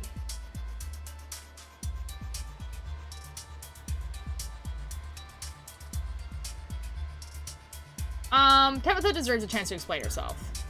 We bonded. She's your cousin after all. We'll just tell her everything you saw, and surely the two of you can have a healthy and productive conversation to get to the bottom of things, right? Maybe going to her side of things directly is your best course of action. Well, I didn't say that. You're ready to make a move. Even without the library, Oscar said that he would try to get to the bottom of things. It's time to see what he's learned. I'm going to the police. Wayne said I need to find the witch. I should go do that before doing anything else. I need to see Tabitha. Maybe there's an explanation for what I witnessed. Tabitha needs to know about what's been hidden away in her home. I'm going to someone I can trust. The only way out of this is by finding the rest of the stone carvings alone if I have to. I'm getting the hell out of this place even I need to walk. What would I do?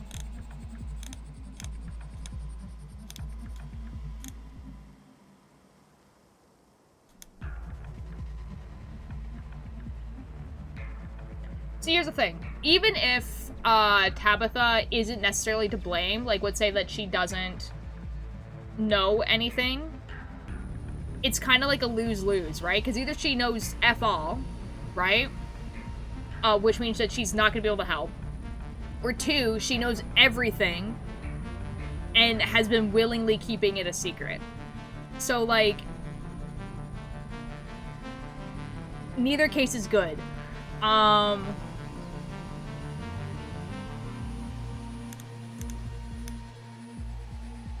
I'm kind of, like, thinking about the stone carvings, though.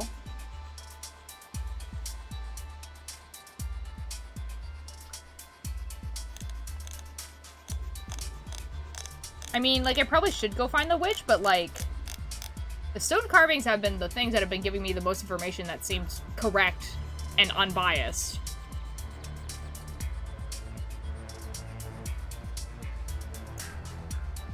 Anything you're doing right now that isn't finding the rest of the stone carving is a stall. Only, you don't know where the next stone carving is, at least not with certainty, and this isn't a time for uncertain wanderings. Aw, sigh. I mean, I have a guess. One's probably in the church.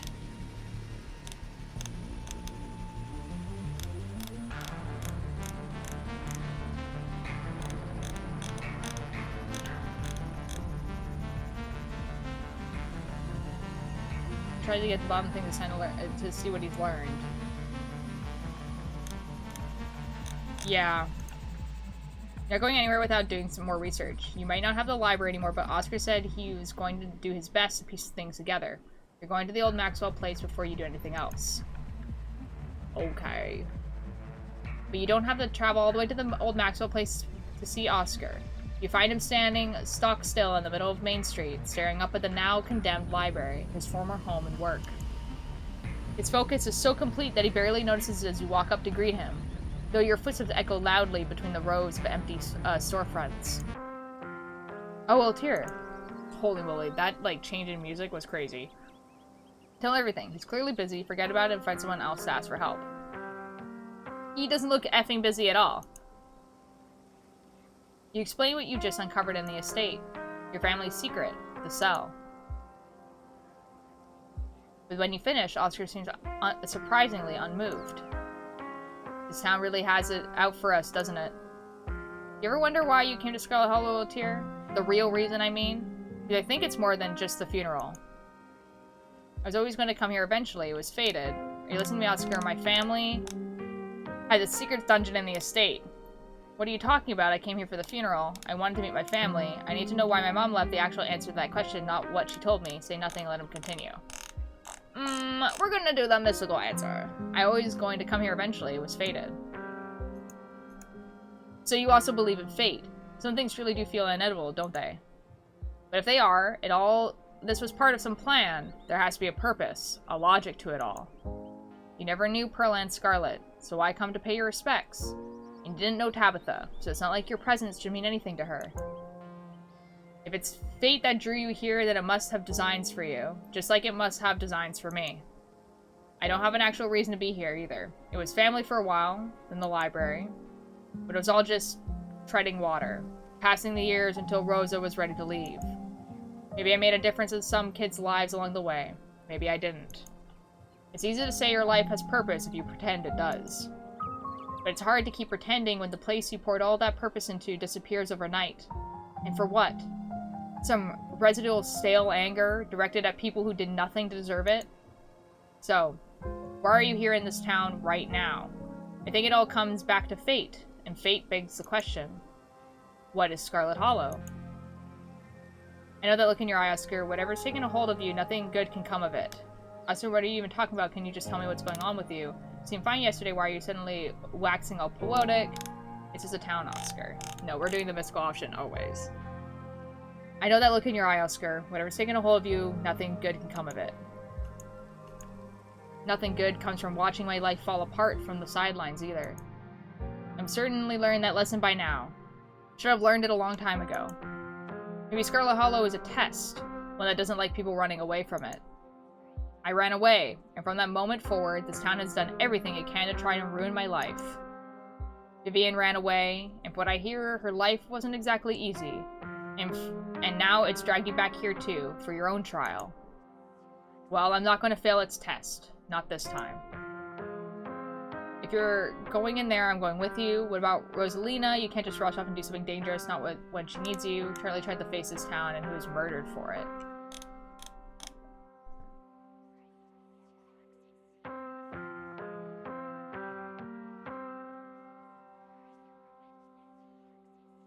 What about Rosaline? You can't run off and do something dangerous, not when she needs you. You don't understand, old Tyr. Everything that's happened to her has happened because I can't live up to this town's expectations of me. I've done this because I know she needs me, but I can't be there for her, not in a way that matters, until I've done what's been asked of me. I won't keep running. I I won't keep ruining my daughter's life by being a coward. What the F do you need to do? Hello? I want to be able to help you. It certainly sounds like this town is asking more of you than it is of me. But I can't, not yet. I can't fix your problems until I fix my own. What problems are we talking about? Like, genuinely. There's no library we can use for resources. None of there are any to speak of. I have no home. My daughter is maimed for life. But after tonight, everything is going to be put back the way it's supposed to be. Determined at last, speak of Oscar after he's chosen a dangerous course of action. And I got a sparkly achievement, which means not a lot of people have that achievement. I got a sparkly achievement. Uh-oh. That's probably not good. Yeah-oh. Hold on. Hold on. Oh, me when 9% of players. A sheep! With that, he wanders away, still fixated on the library exterior. Whatever Oscar is planning to do, it sounds like his mind is made up, leaving you once again without safe harbor. But where could you possibly turn to next? Turn to police. Winston, I need to find the witch. I should do that before doing anything else. I need to see Tabitha. So, I guess my next option is the witch. So we're gonna go see the witch, I guess. Now isn't the time for unnecessarily confrontations. Wayne told you to find the witch, and he's notably didn't tell you to take this to Tabitha. Only you have no idea where to even begin finding this witch, or for that matter, who you assume she's a she, could possibly be. Think harder, let it go and focus on something else. Think harder. Let's think about, like, the one person in this town that could be described as a witch. Like, let's be, like, absolutely effing for real.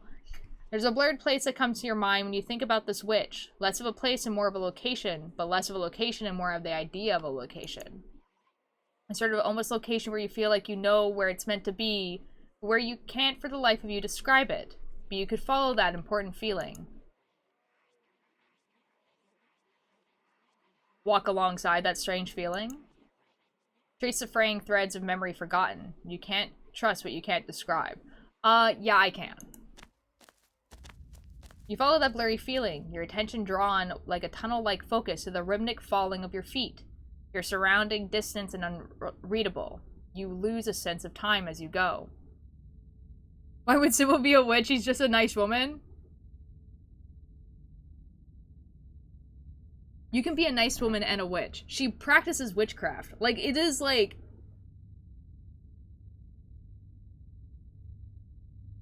She could be a nice person and also a witch. She like let's be absolutely like effing for real right now. But then footfalls stop and you find yourself on Scarlet Hollow's main street, in front of an old bricked up building that you don't recall ever seeing before. Ooh. And yet, you know that this is a place you meant to go. Hey! You turn to see Miles, a person you know, and who you realize now that you cannot place. Is this where he's supposed to be? Does he have something to do with the blurred space burned into your mind's eye? Kinapoo, you don't have to, like... I know it's strange. I know it's strange what's happening. You don't have to, like, reiterate that it's strange. Don't worry, I got it. Well, Tira, I have to talk to you. There's something going on, and I can't remember what. It has to do with Sybil and someone else, and that somebody feels really important. And I feel like if I don't remember before it's too late, somebody's gonna... Never mind, this was stupid. I just sound crazy. He doesn't sound crazy, though. You feel an odd sensation as he's talking. A creeping recognition. But you can't seem to hold on to it. A slippery thought that refuses to be fully recognized. That you're not crazy, there's something wrong, and it has to do with your family. Something's so wrong right now, like something's supposed to be here and it isn't. I don't know what you're talking about. Do you have any other details? A prophet.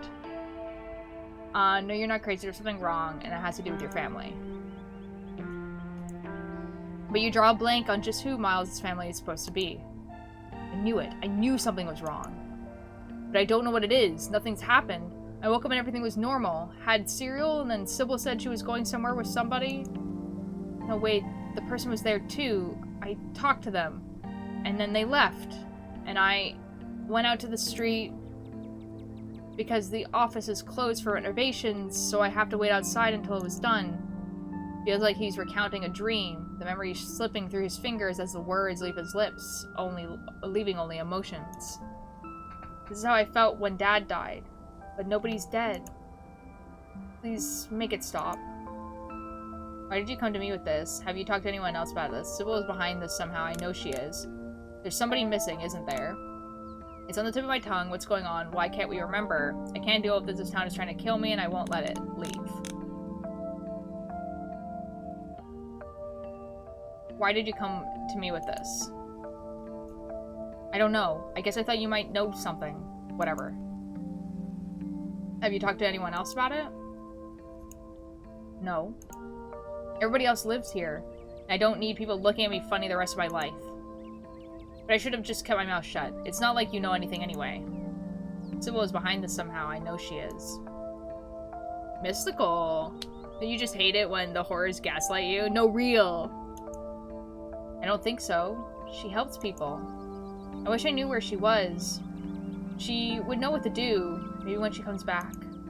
Maz looks confused. No, we can't wait. There's this crazy old guy on the edge of town. You gotta find him. Julius. He was always coming around to ask me weird questions.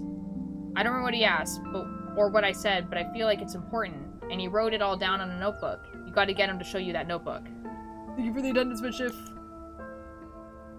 I'll go out there, but I can't think straight. Not right now. I need somebody to fix this for me. I don't want to feel like this anymore. Not again. Please, not again. He shoves a map into your hands and turns away, hiding his face as it cracks with emotion. I really didn't want to ask anybody for help. That's how bad it is, okay? I don't tell anybody what I said, though. I don't need people thinking I'm crazy. And then he's walking away. Though where, you can't be sure. If he even has a destination at all. This place seems like a dead end, but you have a new lead to follow. Yeah, we're gonna follow the map. As you make your way along the sun-dirt road, you feel it. On the lam. Oh, I don't know what that achievement said. Hold up. Reach the farms without getting arrested, despite being on the place's radar. I'm on the police's radar? That's awesome. As you make your way along the sun-lit dirt road, you feel it. A tingling at the back of your skull. An urgency. Almost like a hand pressing you gently forward, with the threat that it might become more forceful if you don't comply. Criminal escape. Dude, like, literally, I've talked to the police one time, and it was literally like, hey, did you go into this mine? And I went, like, yeah, I went into the mine. And they were like, okay, chill. And that's it. That's all that happened. That's the one time I talked to the police. And all the time they're like, wow, the police is on your back. And I'm just like, when? When? Like, actually. I'm just too good. Like so much crying. Crying that can only stop if you tend to it. Mystical. The feeling is strange. When you try to examine it more closely, contradictory, the cries of a present that both desire to be alone, yet at the same time needs you in its presence. Well, to the criminal. Police crave the mines. No one else can have them. Yeah, real. That was the... Yeah. It's bringing something into this world, and it needs your help delivering it. What an awful way to put that. You pick up the pace. You lose track of time. Your attention glued to each step. Your mind ceding control to your feet. They know exactly where you need to be. You're on a path in the woods. And so the trace goes, until it's halted by the unlikely sight of a familiar figure on the path ahead. Hi, Wayne! They yearn for the mines. Hi, Ace. How you doing? Good. You found your way. I knew you would, eventually. You know I would come here. You're always showing up when I don't need you. I'm in the middle of something. Could you leave me alone? Are you going to come with me? You knew I would come here. It's the loudest today. The town has shifted its attention in accordance, whether or not it realizes as much. is loud because it needs you. And you're particularly susceptible. Are you gonna come with me? Unfortunately, I can't. Not this time. I only wanted to offer some words of encouragement, and I'm afraid that all I can offer, I would much rather be by your side through this, but the witch is dangerous to me. But not to you. She can't hurt you in any way that matters, especially now that she's at her most vulnerable. His words feel far away. The not sound in your mind, the call of the thing at the farms, is louder. It needs you to keep walking. Just be careful of the farmer. Of the farmer? I'm glad you're doing alright.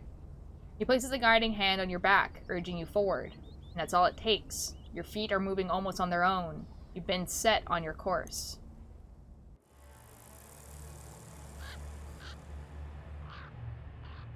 Holy moly. Alright, here we go.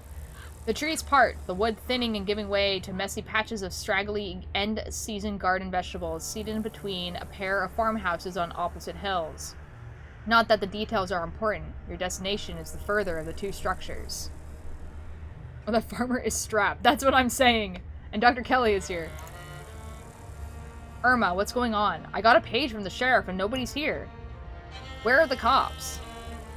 I called them on account of Bo went missing, and Duke said last he heard Bo wanted to go give Julius a piece of his mind. Once they got here, they went in with Duke. They've been the sheriffs and that white deputy, the one with the sunglasses.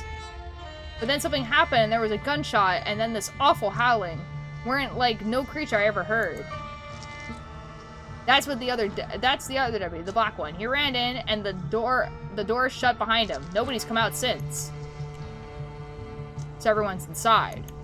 I'm starting to get concerned. I'm running out of folks to call for help. Wait, is that Altir? What the hell are they doing here? You're aware that this is a crime scene, right? And that the cops are all missing? No, I didn't, actually. There's some crying or something? I don't know. The talking is just noise. Their words don't matter. There's a humming in your head, almost like a voice. One you can just barely make out. But you know it will be clearer the closer you get to that stone. Oh, so the stone is here. So I was right the first time when I was just like, oh, there's one at the farm and there's one at the church. Whatever, guys. No one listens to me. No wonder the cops didn't find you. The cops aren't after me! I did nothing wrong! You start wandering up towards the farmhouse at the top of the hill. Oh, come on. Where do you think you're going? Away? But you continue forward. You barely even notice your hand slipping over the doorknob. It's gonna be alright, Arma. We'll get your boys out of there, I promise. And now you're inside.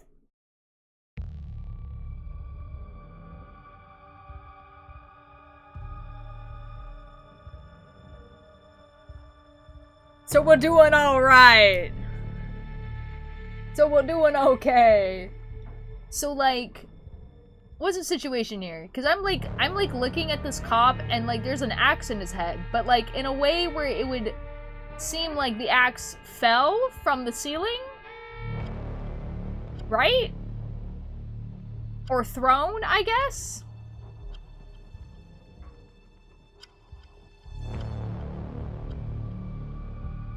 We're having a great time. Sheriff Hudby dangles in the middle of the room. An axe, attached to some strange mechanism in the ceiling, is embedded in his face, holding up his corpse in an imitation of life. Ah, okay, so this... Okay, I understand. He fell into it. No, real. Jesus. Don't move, Doc. This place is a damn death trap. Past the body, you can see a giant pumpkin through the door to the garage. Cracked open, its guts spewed across the floor, seeds dotted across the hardwood like a trail of breadcrumbs leading to the basement stairs. No, Betty! What the hell is going on in here? Damn it, Derrickson. We don't need all these bodies to look out for. Franklin's already nearly got himself shot. Dude, come on. If you could refrain from any further interference in police activities... Without my interference, you might have had 2 dead officers to deal with. Now, if you'll excuse me. Franklin, how's Bo? You got eyes on him? The officer's voice calls up from behind the wall of roots blocking the basement door. Yeah, he's breathing. Why is Avery here? Why is there so many people here? There are so many people here. What the F happened? The man who lives here seems totally normal and mentally okay. No, okay, no, for real. And also there's a lot of people here. Like, suddenly there's 3 officers. There's Duke, Bo, and Avery. Why the F is Avery here? Barista guy, by the way. He works at a cafe. We're trying to help. Is that a dinner kid? I should have known. You and Julius have been conspiring, haven't you? What'd you do to my boy? Oh, so you didn't bring Avery here. Avery got their side quest going on. That's what they ordered DoorDash. Holy moly. Everybody shut up. Damn it, there's no signal in here. I'm going to step outside. No one else had better die while I'm gone. The doctor pulls at the door, but a weave of fibrous tendrils hold it shut. It would seem that the same force that let all of you in refuses to let anyone leave. Awesome! Are we stuck here? What the hell are we supposed to do now? But you already know what to do. Watch me just, like, glide across the floor, avoiding every single booby trap. Here we go, boys. Approach the basement. You're vaguely aware that Deputy Dickinson is trying to stop you, but he's too nervous to take a step. You reach the basement door and start to claw at that weird fleshy vines blocking your way. They're strong, but they relent under your touch, welcoming you down below. This is awesome. Who the hell? So you tried to undermine me, witch. I should have known you tried to find a way around the rules. You've trapped the town. This isn't what any of us wanted. You should nullify the deal before this gets any worse. You're just unhappy. I didn't think something like that would be so opinionated. But I have to plan to playstate it. If it wants a less broken body, it can have one. Then we'll see if it feels cheated enough to hold a grudge. It's not too late, Enoch. You can let Eddie have the baby, and your family can go back to normal, happy and unburdened. I'll clean everything up. It can be like nothing ever happened. I'll even leave town. Manipulative hag. That's what you wanted all along, wasn't it? This whole ordeal was just an opportunity for you to have access to it. Well, I know better than to hand an ounce of power over to you, Rianne. Our partnership has come to an end, witch. I'll be continuing on with my business, and you should be grateful that I let you continue on with yours. One of these days, Enoch, someone will be strong enough to do what needs doing. I can wait. I can wait a long, long time.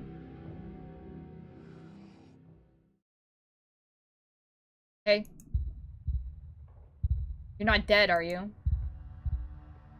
Witch, Virana, sawed all my family the witch, had to find the witch, find the witch.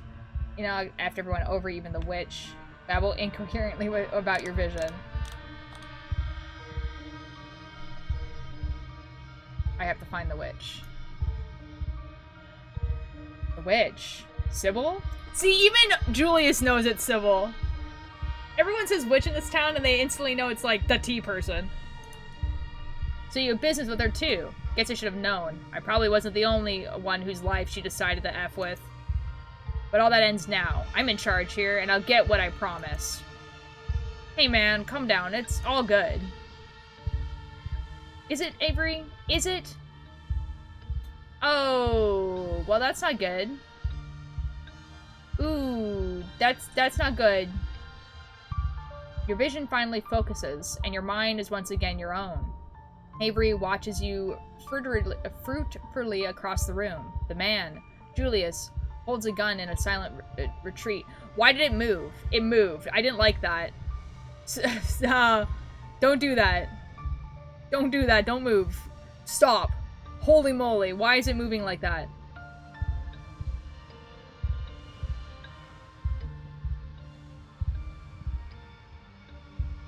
Cease that. Don't do that. Franklin sits hunched in the corner, his expression icy and unreadable behind his sunglasses. You need to stop that, dude. You need to stop that. And in the corner is Bo. Something is attached to him, the source of the awful noise. It shudders with pain inhalations. Bo is still breathing, but he doesn't look well. You must have hit your head when you fell down the stairs. This can't be real. Bo is the largest man you've ever seen. How can this happen to him? Voltaire, we can't get to you. The door is sealed shut. Even as she yells to you, her voice is faint, barely audible behind the now thickened roots and veins that block your escape. How's Bo? How's my boy? Let's bring Voltaire up to speed, Julius. They look a little shell-shocked. Where do I effing begin? Alright. So the witch. I caught her doing some she shouldn't have been doing, and she offered me a deal if I kept it to myself. Always wanted to raise a boy of my own. God never saw fit to give me the chance. She gave me the means to right that injustice. Only it obviously didn't go quite the way it was supposed to. Calloway's interfered, just like always. Made it so I had to hatch him earlier than he was ready, and he came out hungry. Too hungry for me to handle. So we're just like really chill about this person being like a really obvious witch. He was like, yeah, I want a baby. And she was like, okay, let me just like grow you a baby. Excuse me? And Julius was like, yeah. Like, how is Julius gonna explain that to like the rest of town? Like, for real. Like, let's be absolutely for like real right now. Like, was he just gonna be like, oh yeah, I had a baby?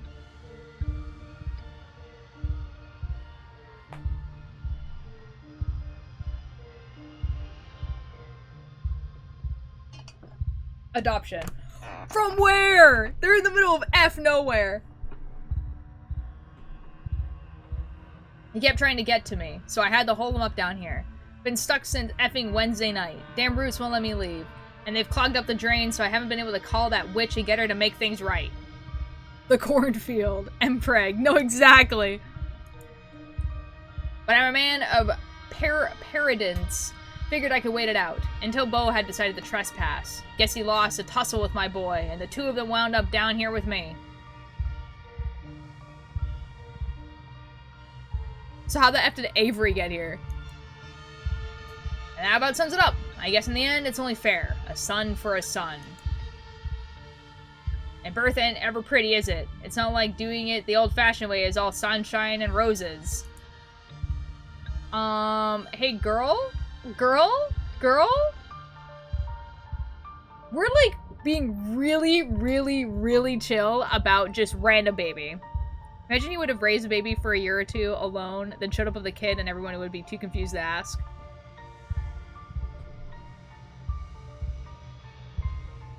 Yeah, I guess.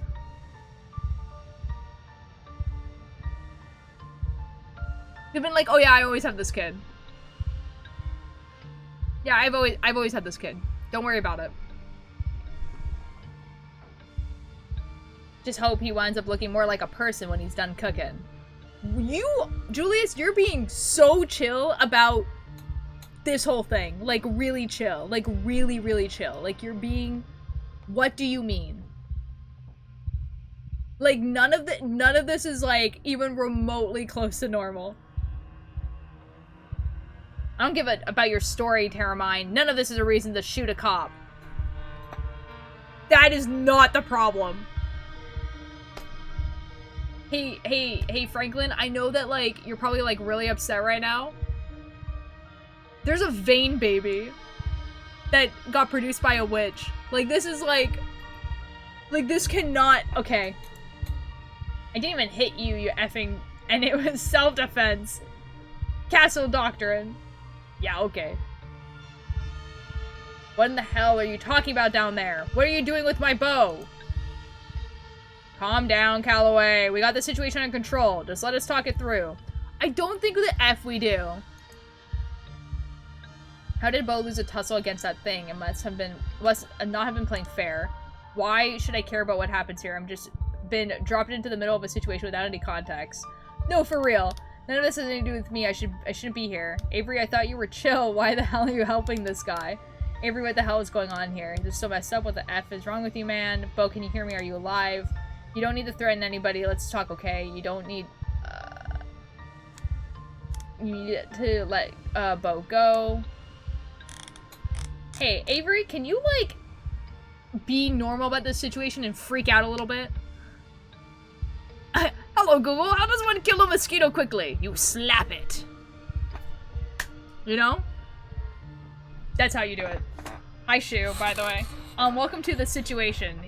I have just as much context, as you do. And I've been playing the game. Avery, what the hell is going on down here? You don't have to answer, kid. I don't need any business explained to every stranger who decides to pay me a visit.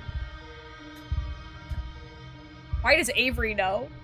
I'm so confused. It's okay. Ultier's been through a lot of stuff like this lately. They must be an expert at this point. So Julius hatched a baby out of the pumpkin. The really big pumpkin. You probably saw it upstairs. And then he was stuck in the basement for a couple days while it was upstairs crawling around looking for food. Then, unfortunately, Bo showed up. So I know this part already. Avery, that was just explained to me. Why the F are you here? All I heard was some yapping and crashing around up there. Then I wound up with this on my hand, so I called the kid to come and try to help me sort it out. You called Avery. Are you... okay. So this is not good. The creature nursery. Yeah, I do be kind of like that. That's me. Julius thought my plant expertise would come in handy. I can't say it's been that helpful, though. I feel like the baby is freaking out more than ever. Getting it out of Bo without killing him doesn't seem easy or possible. Would have been easier if everyone in town hadn't decided to show up uninvited.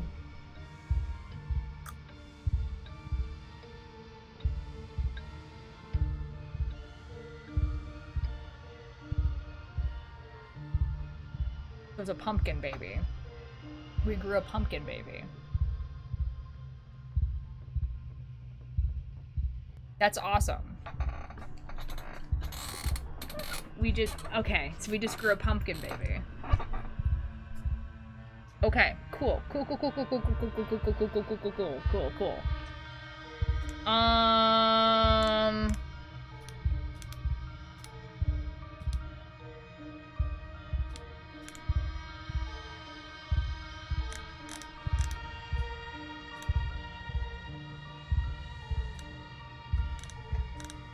What do I even say in this situation?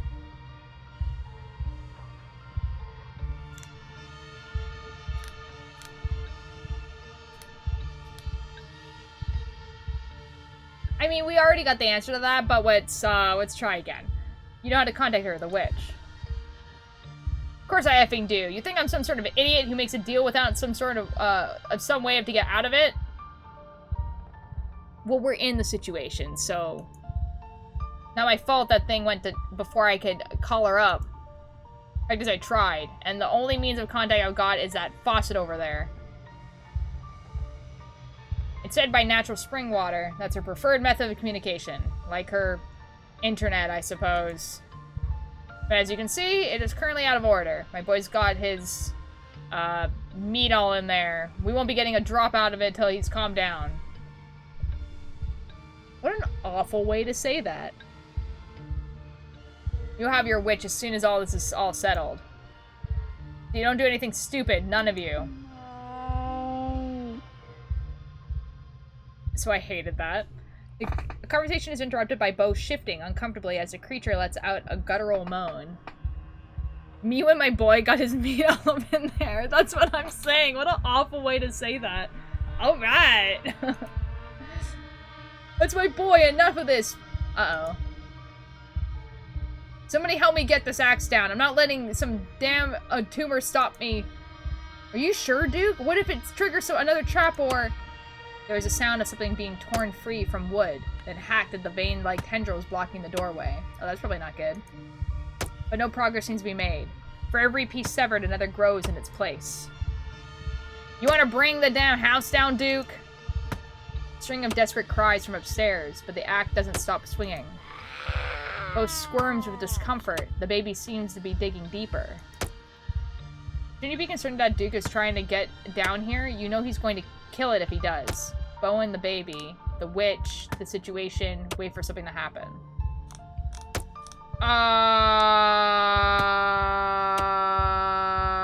Okay, Bo and the baby. Does your son have a name? Can it talk? And what exactly happens after this thing is finished? Do you think it's going to be a normal kid? How do you know it will stop with Bo? It sounds like it was haunting you before it found him. What happens when it gets hungry again?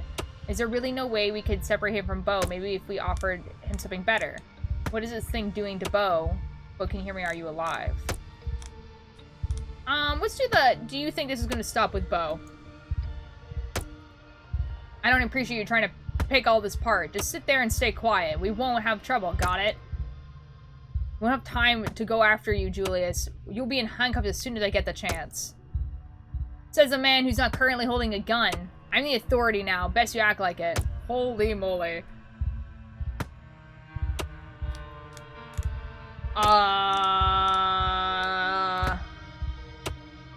Why do you even want a kid?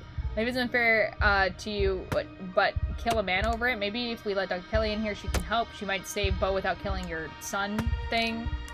What kind of man lets another man make his sacrifices for him? Have you thought about what happens after this, Julius? The sheriff's dad, dead.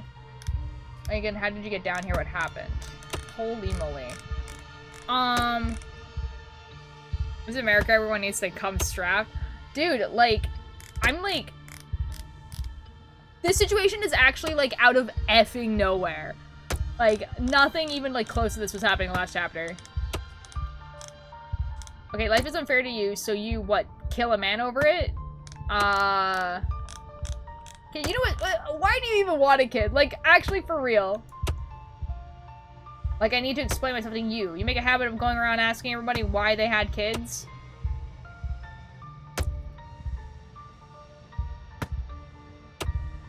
I would if they were desperate enough to hatch one out of a pumpkin. What if I'm the one asking? I never thought you were the kind of guy who wanted a family.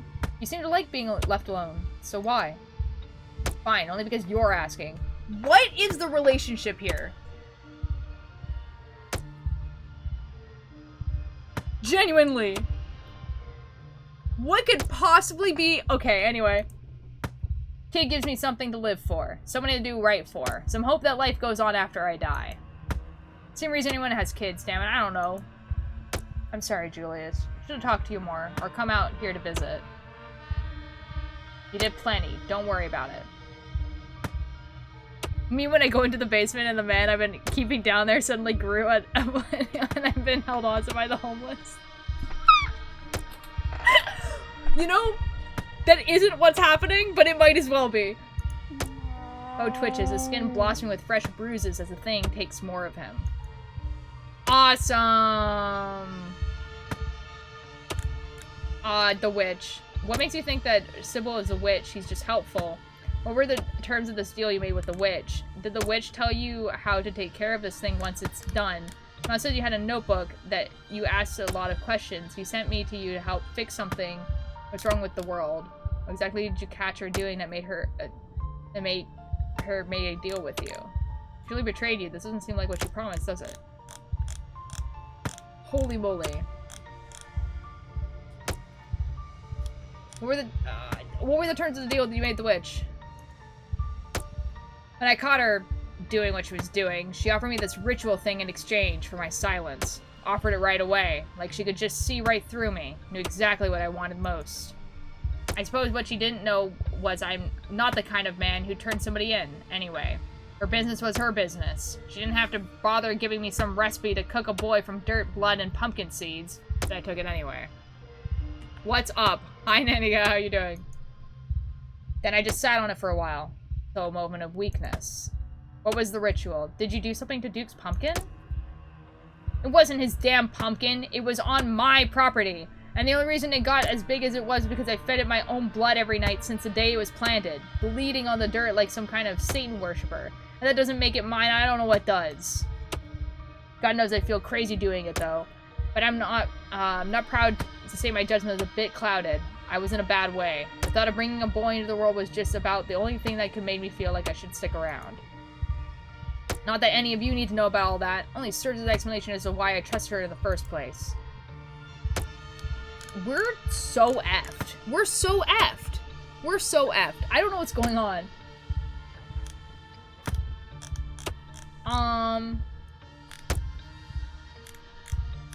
What exactly did you catch her doing that made her make a deal with you? Like I said, I'm not at liberty to discuss. But perhaps it had something to do with that husband of hers and whatever it was he was sick with. Husband? She's married? But she's so young.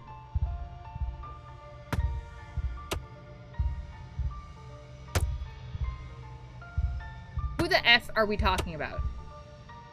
You basically just told us. What was horrible secret keeping? Who's the witch? Young. That old crone? You must be talking about different people, kid. It ain't like she's married now anyway. He's been dead for some time on account of the illness. So Julius is definitely talking about someone else than Julius is. Or Avery is talking about someone else than Juliet. Wait. Wait, is there a coven? Because I wonder if Avery... I don't know.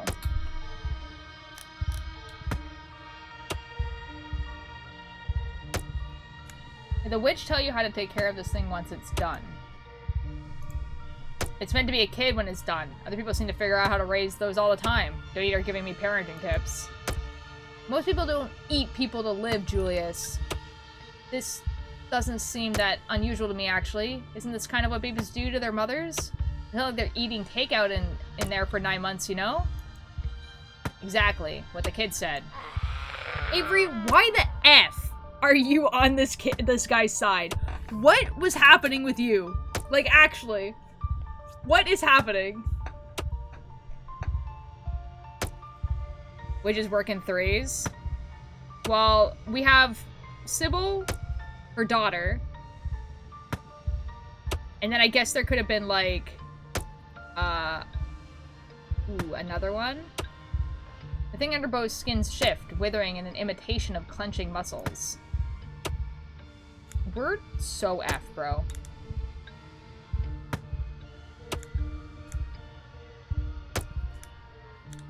Is there really no way we could separate him from Bo? Maybe we could offer him something better.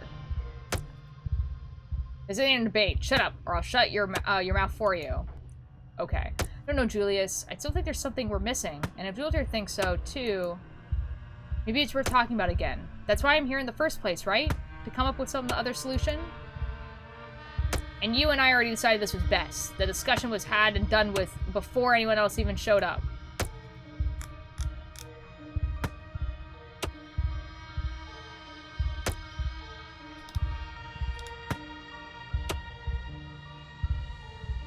Oh, we're running out of time. Bo is going to die.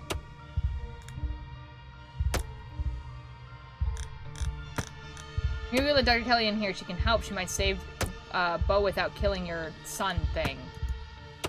Yo, twin, I think Bo is dead. I don't know if Julius is the one you have to convince. The baby is pretty freaked out right now. It's been getting worse since everyone started coming in. It's trying to protect itself. That's right. My boy's got excellent instincts for self-preservation. Girl, you're so dead, dude.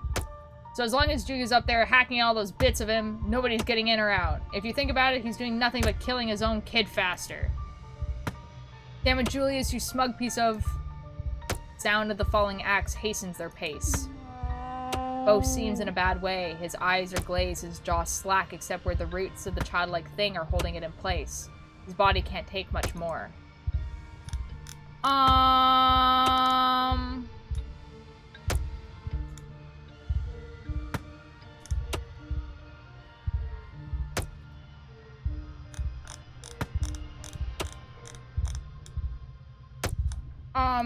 We're just gonna ask about the notebook.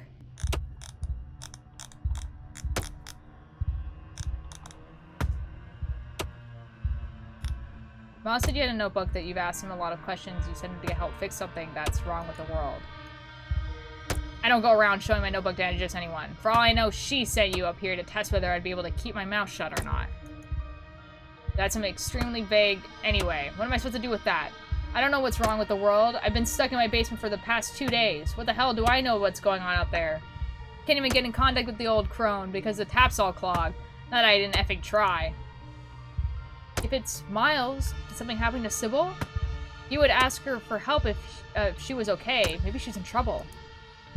And if that hag would never get into any trouble she didn't mean to get into. Now that you'd be able to understand that. Not with all the tea she pours down your throat. And the throats of damn near everyone in town. We got just about everyone convinced she's God gifts to the holler. Julius, dude, we gotta do something. Bo's in a lot of pain. This can't be what was supposed to happen.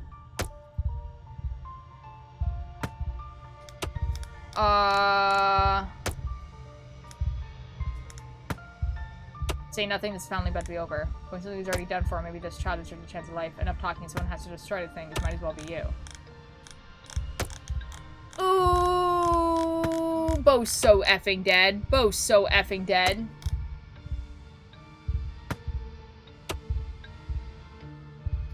Yeah, enough talking. Someone has to destroy this thing. It might as well be you. The waiting brings you to a limit, and then it brings you past it.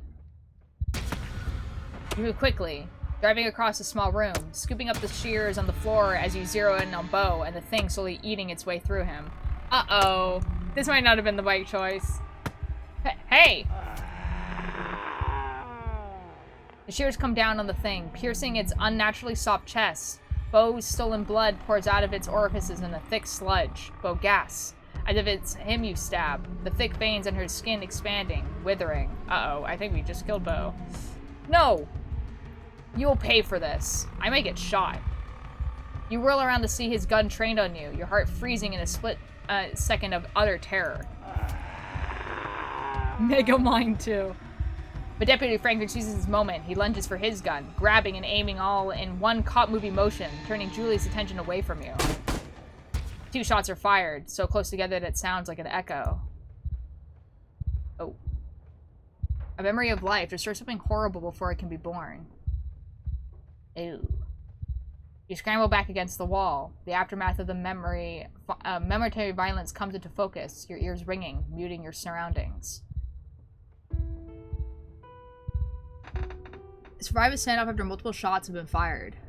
Ooh, I'm getting some cool achievements. The baby isn't moving. Bo, in contrast, slowly clears signs of continued life, shifting uneasily despite the veins still embedded in his skin. And the 2 men, Franklin, grasping his last, bleeding profusely from a wound in his neck, and Julius, a clean bullet wound in his temple, dead already. Franklin, no! Can't see. Is he dead? He's dead. Did I save anybody? I don't know if any of us can be saved at this point. You killed him. I don't know if saving people can justify that. Oh.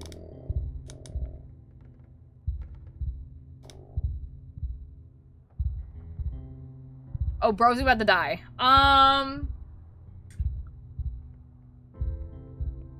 It's okay. We're just gonna... You did. You saved people. It's okay. Holy moly. And he's dead. Franklin doesn't say anything else. He slumps, his chest no longer gaping any desperate sips of air through his mangled neck. Oh no. Finally, the veins slacken, the womb no longer needing to hold itself together now that the thing it was feeding has died, along with 2 of its prisoners. The faucet in the corner of the room finally unclogged bursts to life, and water pours out onto the dirt floor, mixing with the fresh blood and tissues into a Colonel House slurry. Daddy? It's really dead. Julius and Franklin, they're both dead. And Bo, God, I don't think he's gonna be okay. I was supposed to help. Girl, what the F have you been doing? So they shot each other. Baby's dead. I don't know what the F Avery's been doing for this whole week because holy moly. Bo might be dead. Your hands are wet. The water is spreading, pooling around you, making the floor slippery with mud. Somebody finally trusts me enough to ask for help, and this is what happened.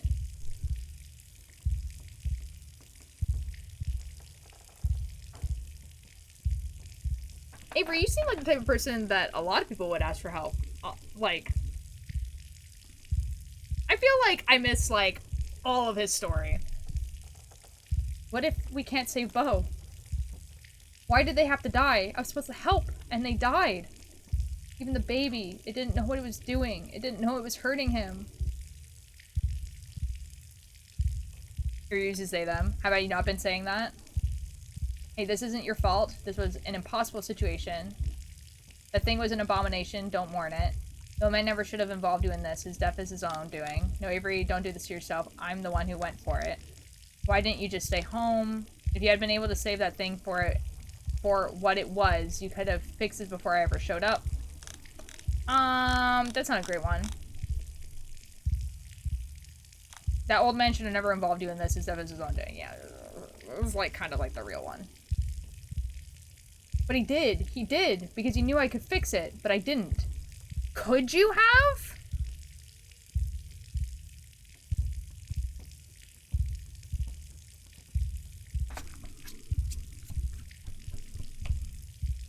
Yeah. Canopose, I'm asking these questions not because I actually want an answer. Because I haven't played the entirety of this game, so... Pretend you've also not played the game. I return, I'm on bed lying on blankets, as in getting into bed is too much work. That's so fair. But he did. He did because he knew I could fix it, but I didn't. I don't know if you could have fixed it. The water's suddenly much higher. It raises up past your ankles. I'm back from war, still gotta remake my bed, clean up my room, but for now I'm free. Welcome back! Bitch.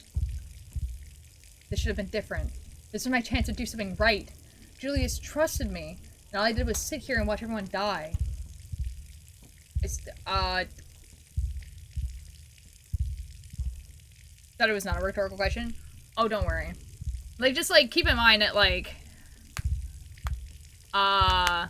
Dean Fish and my stream froze. Ooh, can you better not have messaged me your ex while I was gone? So I'm going to create a character if I actually stream. I'm going to use as a PNG tuber. Yo, do it! This is true. Twitch does hate phones so much. Yeah, like eventually I will play through this like game like and look at all the different versions and stuff like that. But, you know. Sim hat, or at least Rambo faceless version. Yeah, do it. Guys, honestly, like, PNG tubers I think is kind of like the way to go. Because then you have like this like really unique, recognizable person. I'm just lucky that I have like relatively recognizable hair. He finally managed to push his way through the veins to the top of the stairs. He rushes down the steps, Dr. Kelly following close behind, her eyes wide with horror at the scene in the basement. Oh god, what happened to him? Bo, what have they done to you? Bo, can you hear me? Uh-huh. Am I getting a checkup? You sure are, Bo. Stay with me. I'm sorry. I'm sorry. I tried. What do you mean you're sorry? What did you have to do with this, you freak? Did you help that rat bastard? Did you lure my boy in here? Hey, the basement is flooding. Am I the only one paying attention? Let's get the hell out of here fast before it floods. Am I hallucinating? Do you guys see the water? Cry quietly in the corner and let the water take you. Okay, let's get out of here fast before it floods. I'm gonna boot up old here. I don't remember if I said earlier, but I made an art fight. And I drew a dude with a background because I'm an epic. Brothers consumed by the rot. No, okay, no, real? Okay, guys, if you are part of Art Fight, in my new Discord server, there's an Art Fight channel. Put your cards in there, and then put any art that you make, even if it's not of characters that we know. I want to see. So you want to cosplay Jane Prentice so bad. It's up to your chest now. There's no denying it. So, but no one notices other than you. But it doesn't matter. Your thoughts are swallowed by the flood. Okay. That was finished chapter 5. We're done? That was the shortest chapter. You feel like you're choking. There's water in your lungs. Or there should be. Your ears are filled with the sound of a rushing current. Me when the stick figures? Hello? Where am I? Doesn't know what I'm talking about? Oh, it's all good. My hair would also be pretty recognizable if I streamed, since I have frosted tips and money pieces plus an undercut and platinum blonde hair. Well, there you go. You can put that in your PNG tuber, though. My cursor is an eye. Oh my god, it blinks! Holy moly, that's awesome. Okay. Ooh, parallax. It's cold and dark, and there are people screaming somewhere. Oh. You and the people? There are bodies in the water with you. There are no bodies in the water. They are all dead. 1,000 corpses. 1,000 homes all torn to pieces. But the flood recedes. It hasn't happened yet. You are the mother of a daughter, and your daughter has told you about her terrible dream. It's going to kill everyone. You are not the one who had the vision, not yet. It has only been described to you by the daughter you have been teaching, as your mother taught you. You're the only one who can stop it, Mother, but you won't be strong enough. Her words are heavy. How can you be sure? Maybe it's only a dream. The village is doomed then. Of course I'll stop it. Don't worry so much, daughter. Ooh. Ooh, and I'm snipping red strings? Of course I'll stop it. Don't worry so much, daughter. Oh. No, Mother. I've seen it. You would try to stop it and you will die. But there's another path. Take my power. I give it willingly. I won't destroy my own daughter, but I want you to be your own person. I can't do this to you. I can't lose you. It can't be that I'm destined to lose you. It's too cruel. But I want you to be your own person. I can't do this to you. I can't lose you. Strings of fate? Yeah. You will lose me in any path but this. If we do nothing, we'll die with everyone else. If we flee, I'll have the weight of 1,000 lives on my shoulder. I couldn't live. I would be lost either way. This is the way it must be. Accept and take your daughter back. Reject and let 1,000 die. Ooh, well, she basically, creepy ass doll. She did basically say that she was going to off herself if we let 1,000 die. So let's not do that.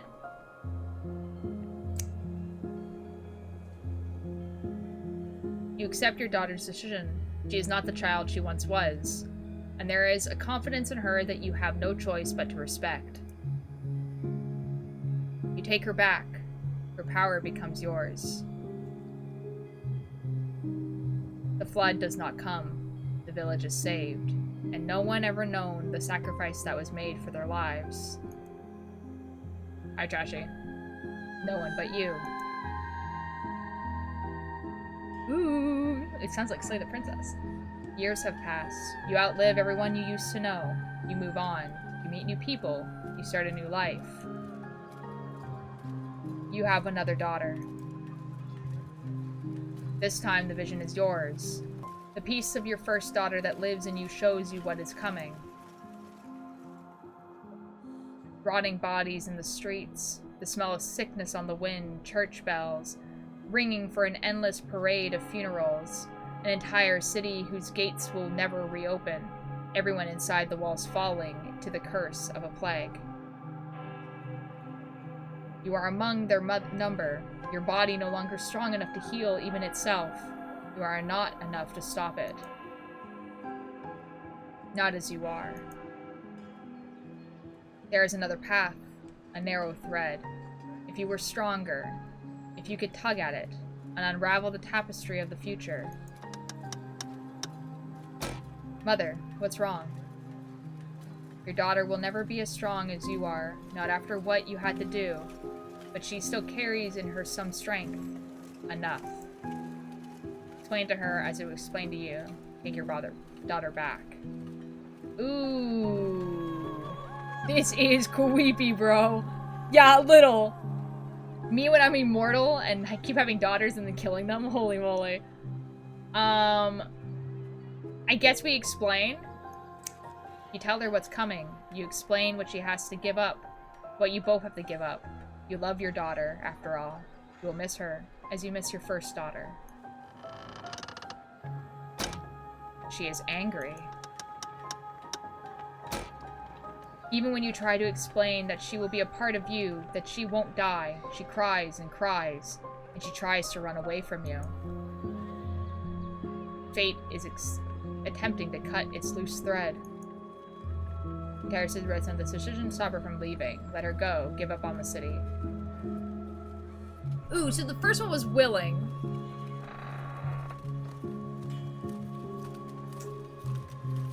This one, not so much. Does it count as a genocide because you're killing exclusively possibly like hundreds of one type of person, which is your daughter forever? Yo, Jack, hello. Thanks so much for the lurk. Really word for that. There probably isn't because it's not something that could actually happen. You know what I mean? Now, this is like the first one, she wanted you to do it, right? This one though,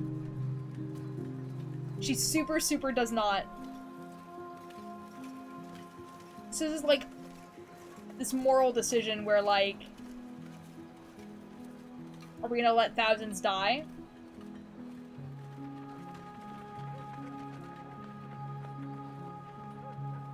I think we slime her because one life isn't worth more than tens of thousands, not gonna lie. Singer's the same as Slay the Princess, by the way. I assumed, because it sounds exactly the same.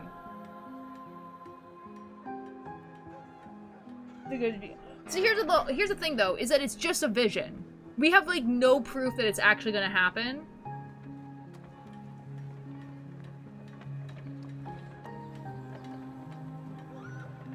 It's a vision, right? You know what I mean? Like, we didn't, like, the last one didn't happen. Wait, then it doesn't matter. She's not real. What do you mean there? What do you mean she's not real? She's, like, the daughter is, no, like, the vision of everyone dying.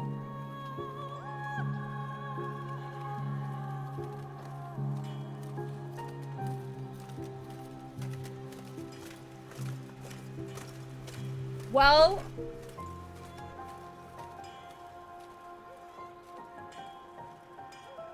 until we have proof, let her go, give up on the city. Your daughter leaves you. You resign yourself to the future. She is one of the first to die. The street floods with disease, and the bodies are buried, then burned, then left in heaps on the street, until no one is left to remember any of their names. Okay, so now we know that the things are real. So quick question, have you ever played Deltarune and or Undertale? Yes, I've played Undertale. I played Deltarune, but not all the chapters. I think I played up to chapter 3. I've cosplayed the characters. I've cosplayed Sans, and I've cosplayed Chris, and I've cosplayed Kara. But that's not how it happened. Oh! The entire city rests on the decision to stop her from leaving. Oh, so I don't have a choice. Oh, yikes. You do not let your daughter run from you. No plague comes. The city never knows what it would have been, that it would have been a ruin. But there is an unhappiness in you. She didn't understand. And what you took of her is angry, confused, restless. You will have to carry what is with you. It is part of the burden of what you are. Though no one knows the depths of what you have done over the years, you have not escaped notice. You find yourself in a capital in a place whose name has changed too many times to count. A war is brewing. The eye of those who hold fate in their hands are on you, their lips asking which thread to pull and which to cut. And the tapestry is once again revealed to you. The war rages, and it never stops raging. Bleeding that spans generations, children born to die, decades of pain that leave a raw wound on the world. Or it ends before it begins. The few die for the sake of the many. You can guide powerful hands to crush those that need crushing, if only you have more power of your own. What do you mean, wrong choice? I had no choice!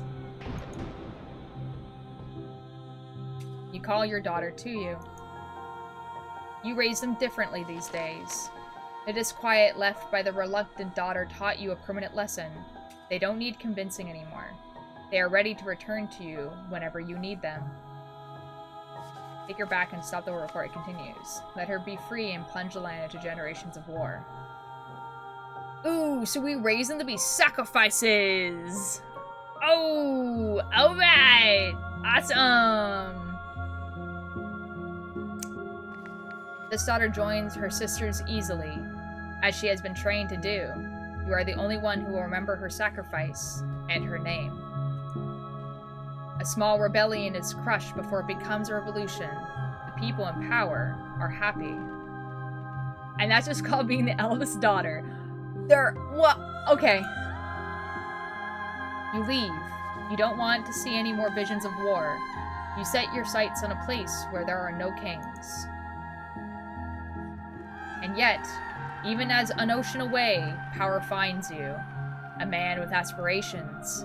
Anyone can hold power here, you have discovered, if they're vicious enough to want it.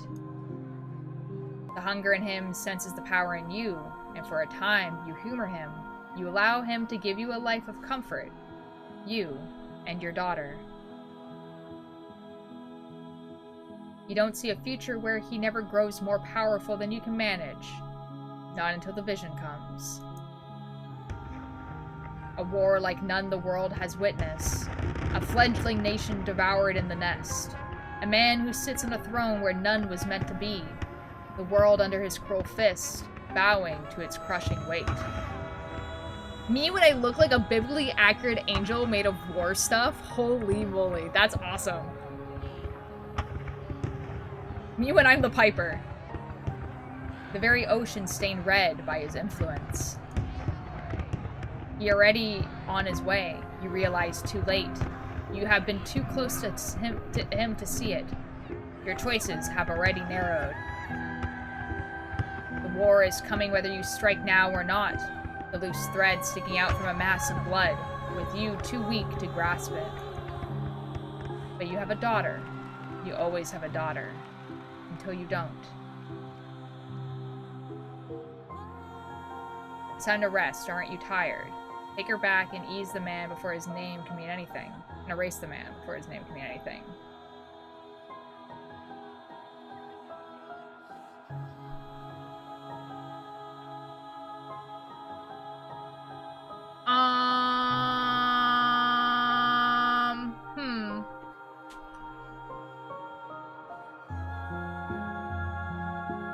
I feel like I don't have a choice. That's the problem, right?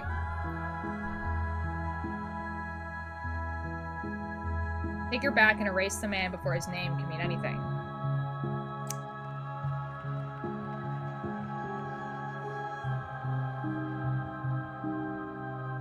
She joins her sisters, as is her destiny, and you remove him from the world.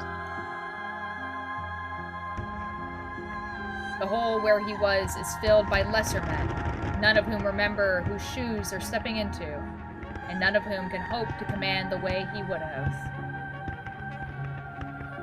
Blood is spilled, less blood, but you still feel every drop. You hide yourself away from the world. You and your daughter.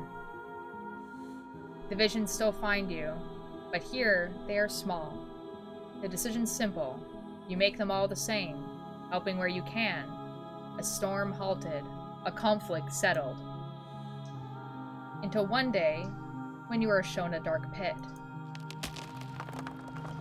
Splintering wood, debris trapping everyone inside, bodies burning as the very rock catches fire, children screaming as their flesh bubbles, then silence as lungs fill with smoke. You know the choice that lies in front of you.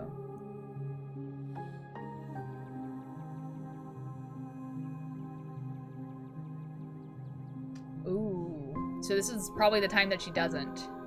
Because we know that happens.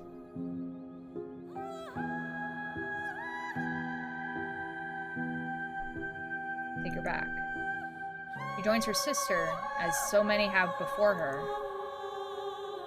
The disaster is averted, lives are saved, and you have another daughter. There's no wrong cutting sound when you pick... There's no thread cutting sound when you pick the wrong one. Oh, interesting. But that's not what happened. Ooh. Not this time. Ooh. You take your daughter's hand, and you look into her eyes. They're green like yours. You don't want to do it this time. You stare out over the hills together as a plume of smoke rises into the air. But you can't hear the screams from here. You assume you will die one day, like anyone else. After all, you're long past due. Maybe you'll be lucky enough to know your grandchildren before you go.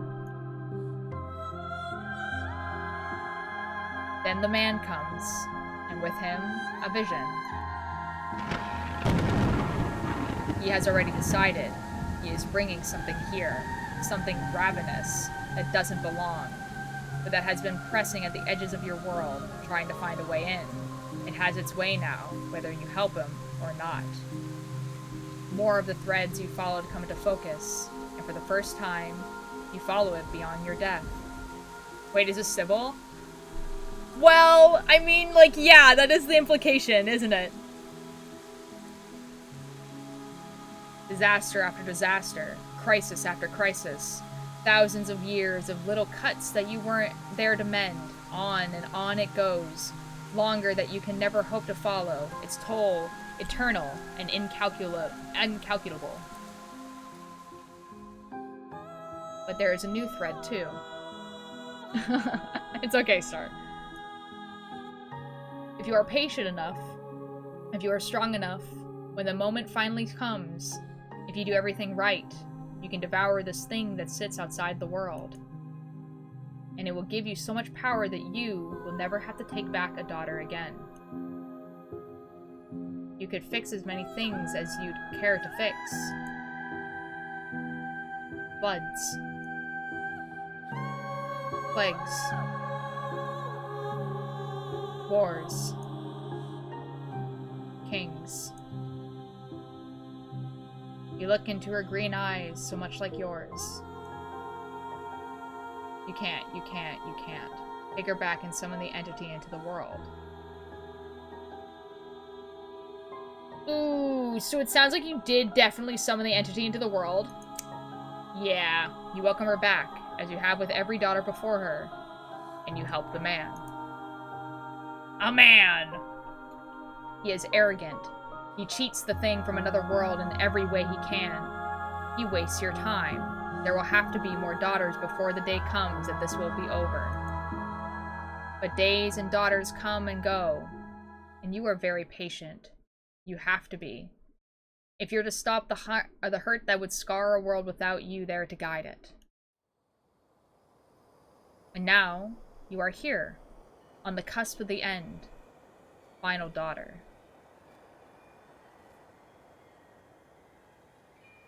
Oh, so we're effed. Altair? What are you doing here? Are you real? No, it doesn't matter. I don't care if you're a dream or not. I've already made my decision anyway. Don't bother trying to talk me out of it. I finally have a real purpose. And now that I know what that purpose has always been, I can't go back. It would hang over me for the rest of my stupid small life. Everyone out there forgot about you, Kanika. It was like you didn't exist. What decision?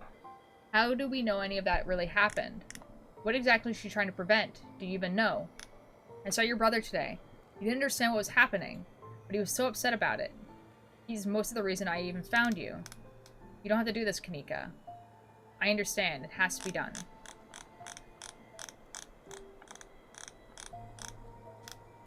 How do you know any of that really happened? Get all you want, but I'm not taking that chance. Because if I turn back now, I'll know everything my mom could have stopped will be my fault. Ooh. What exactly is she trying to prevent? Do you even know? That thing that Enoch brought, whatever it is, breaking out and causing havoc, and all those disasters my mom would be able to stop if she takes its power for herself. I'm so much smaller than all of that. When in this moment I can be what stops it. I can be big enough. My life can be meaningful. Everyone out there forgot about you, Kanika. It was like you didn't exist. That's okay. It's part of all this. I'm surprised you were able to remember. It's kind of nice to think even one other people might remember me when I'm gone. But it's okay if you forget too, once it's all said and done. I don't need to be remembered.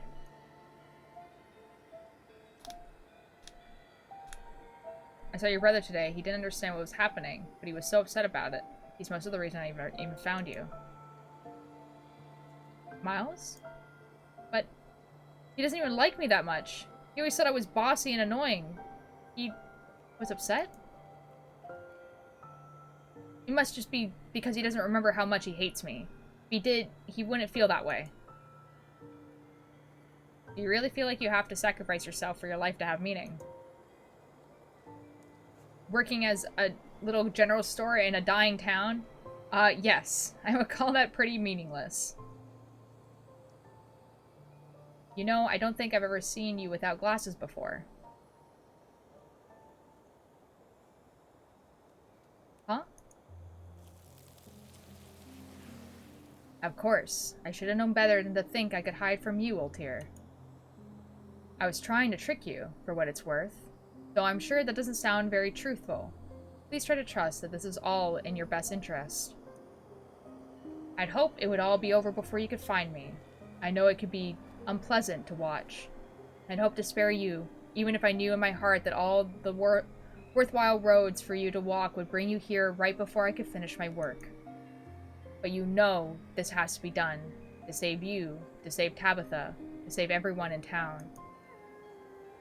Haven't they all been stuck long enough? Kanika can't save them on her own, but I can. I wish this wasn't how this had to be, but it's the only way your story gets a happy ending. There is no illusion masking her words, no trickery. She's speaking her truth. Her truth. But perhaps there remains a narrow path for you to walk. Ooh, speak the name that was carved into the cell wall. Ooh, ooh, that would go crazy. So it's her life or mine, is that what you're saying? Sybil, this feels evil. Wayne is already going to take care of me. I don't need your help. Why can't you just be direct? Why all this mystery? I saw your son this morning. He was confused and miserable about all this. Do you even care? What's going to happen to him if you take Kanika? Did you know I was going to wind up here? Doesn't this throw a wrench into your plans? Why should I trust you after everything that just happened with Julius? And the witch finished what she started. I saw your son this morning. All that misery is temporary. As soon as this is done, we'll return to him just in a different form than he's used to. We'll still be his family. We'll still love him. The question you should be asking yourself is, what will happen if you stop this from finishing? Do you think Miles would be better off with a broken family in a town where everyone stays trapped? Let him be free to have a future, Altair. Why can't you just be direct? Why all this mystery? Those are the rules. Every bargain has its rules. Alright! And what about this bargain? What rules would I be agreeing to? This isn't a bargain. I was always going to help you. After all, I intend to break the structure that have been holding everyone in place. I have no interest in building a new prison. You know I was going to wind up here doesn't just throw a wrench into your plans. I did see this possibility. No, inevitability, I suppose. I'd hope it would all be over before you could find me. I know it could be unpleasant to watch. I hope to spare you even if I knew in my heart that all this worthwhile roads for you to walk would bring you here before I could finish my work. That was already said to me. But you being here only throws a wrench into things if you're unable to grasp the weight of what you're about to do. So ask as many questions as you need to. Explore all avenues.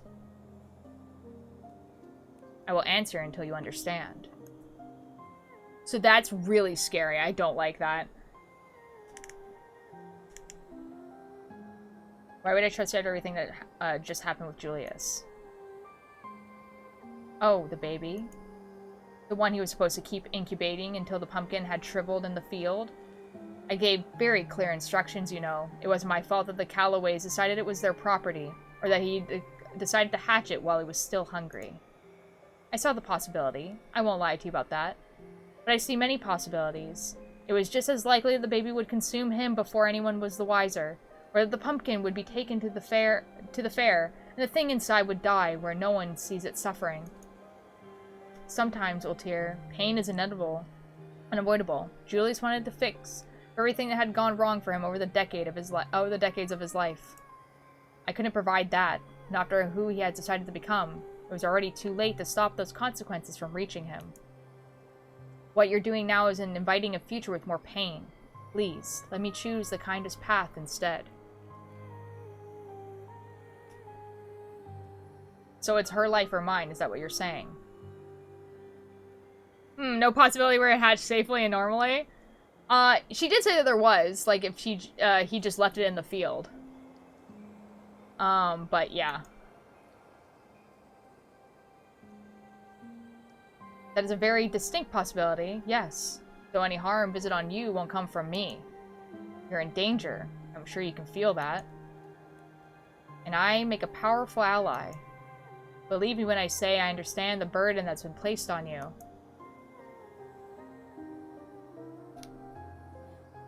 Oh.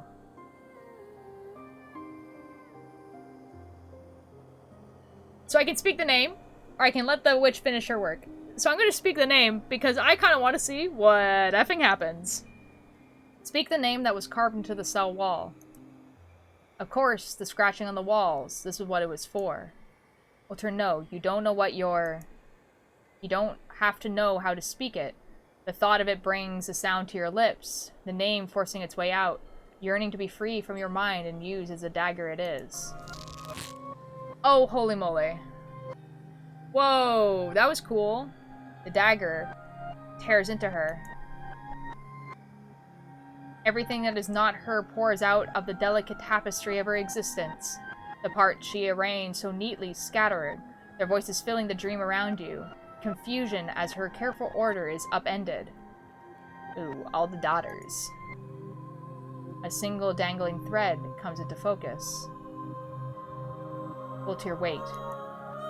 You can't see now how this will benefit you because you don't understand the danger you're in. Your enemies have made sure you can't. Not until it's too late. I am the only one who wants to see you walk free, but I understand why you wouldn't trust me. Of course I do. I've had a weave of my own little lies as part of this ridiculous game. Please know I'm not lying now.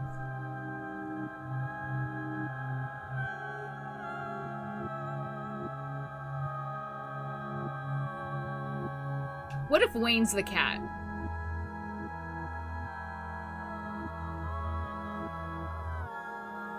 Because I had two people who seem to be on opposing sides who are both like, I'm the only person that you could trust.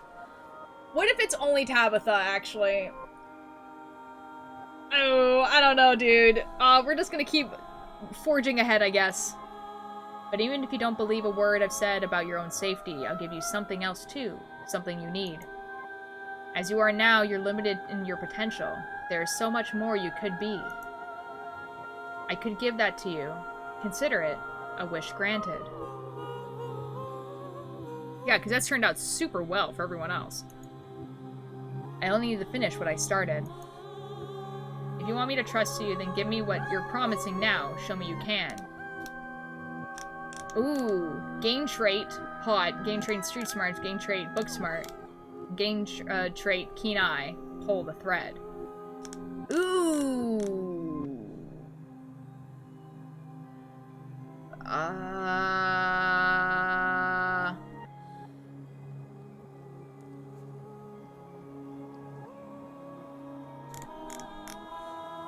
I just pulled thread. Yoink. You ignore her offer. You grab the thread and pull. The delicate tapestry is unwoven. The witch's careful work torn open, if only momentarily, as her daughter's hands are finally unbound enough to grab for their mother. Oh. Their cries are a song, calling out as they drag her down into the depths of their mass, craving her warmth, her attention, her love, as it has been so long since she's held them.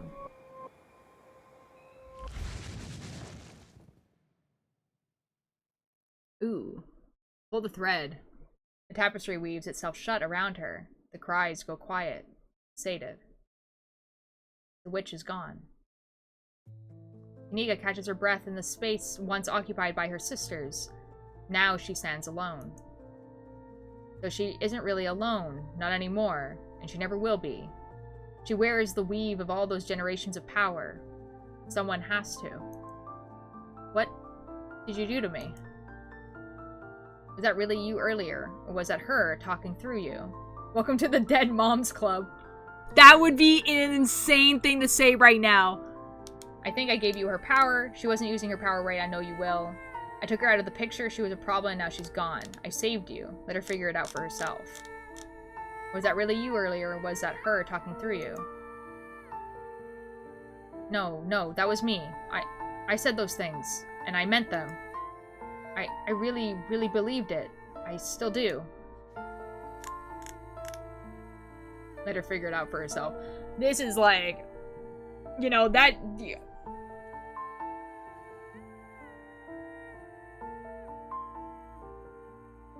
I can feel her in here with all the others. She's quiet now, which means I'm in charge? This is insane. Magic isn't supposed to be real. She never told me anything, or taught me anything. And now, what? I'm supposed to be able to step into her shoes and figure out how to save the town? How can I save it if I don't know what's wrong with it? God, this is so much pressure.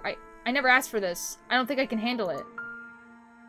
But you do know what's wrong with it. People are stuck here, so let's free them. We'll figure it out. I know you will. You don't know your own capabilities. But aren't you glad she's been taken out of the picture? You're free. That's a good thing.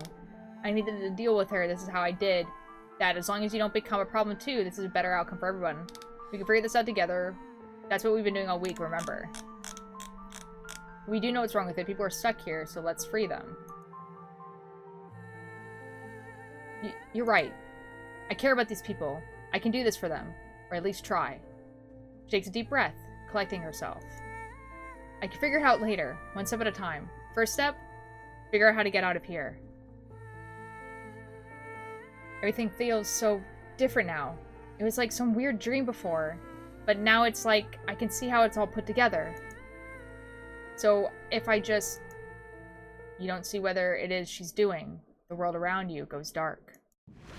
You're moving, like a current is carrying you somewhere, buoying you upward, your body ascending rapidly until finally, you surface. Am I gonna be still in the effing basement? Oh, holy moly. Uh-oh. Ding dong. We're in the lake. You're outside. It's raining. You have no idea where you are. Garbage lake. Tulip? Jenny?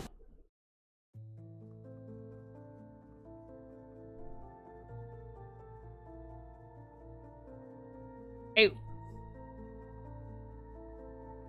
This is the end of episode 5. Only one major content update remains until the story reaches its conclusion in the final chapters. Stay tuned for updates on this final release by joining our Discord. I am subscribed to the newsletter. If you'd like to carry your progress over into the final chapters, please save your game now. I will. Boom.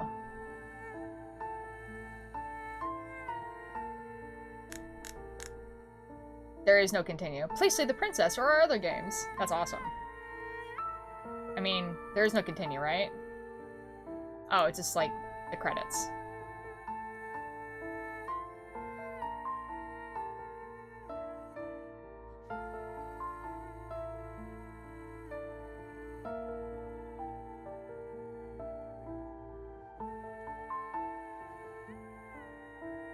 Let's effing go! Alright! Okay. So, that's actually good, because I have to go make dinner now. Dang. Yep. Chapter 5 done. So, we're probably going to switch to another horror game, for the coming, like, horror Fridays. Because while I would love to go... Scarlet, hello! Good episode. Wait! Alex, you missed it. What's dinner? Yam soup. Alex, I've done it. I'm coming, wait for me. I hear the walls repeating. Going on my feet and it sounds like drumming. I actually have a few demos of a few horror games that I got during like Next Fest. So we'll probably be doing that for the next few like Horror Fridays. I probably also have yes.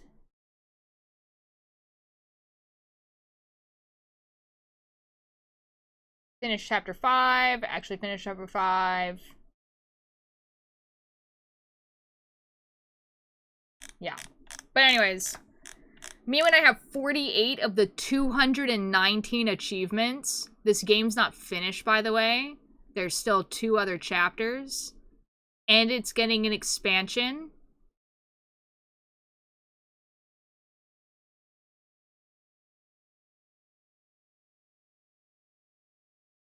Just need you guys to know that.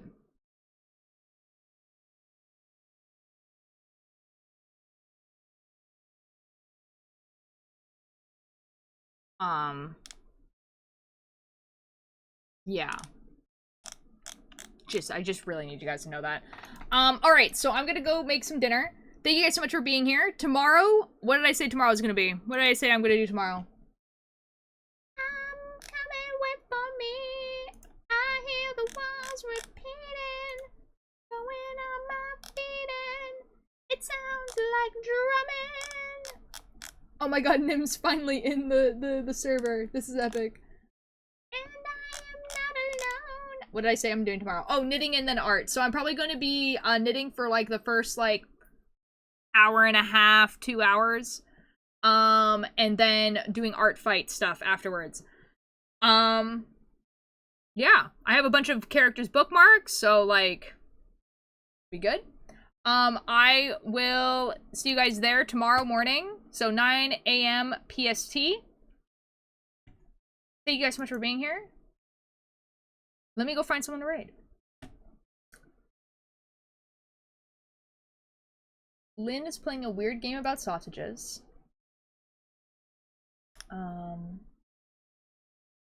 Zester is playing Split Fiction.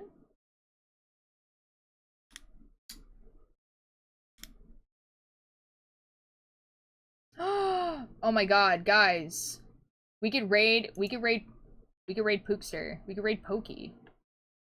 This person was one of the people who was on oh wait. They're leaving. Never mind.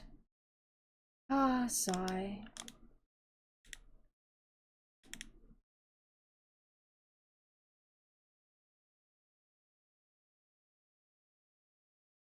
We'll raid Lynn. I haven't raided Lynn in a while. Alright, I'll see you guys over there. See you guys tomorrow. Lynn is really, really cool if you guys don't know them. They're one of, Bodo's friends.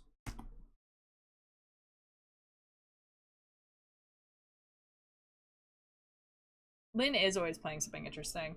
If you like VTubers, Lynn has a pretty cool VTuber. I'll see you guys tomorrow. Thank you guys so much for being here.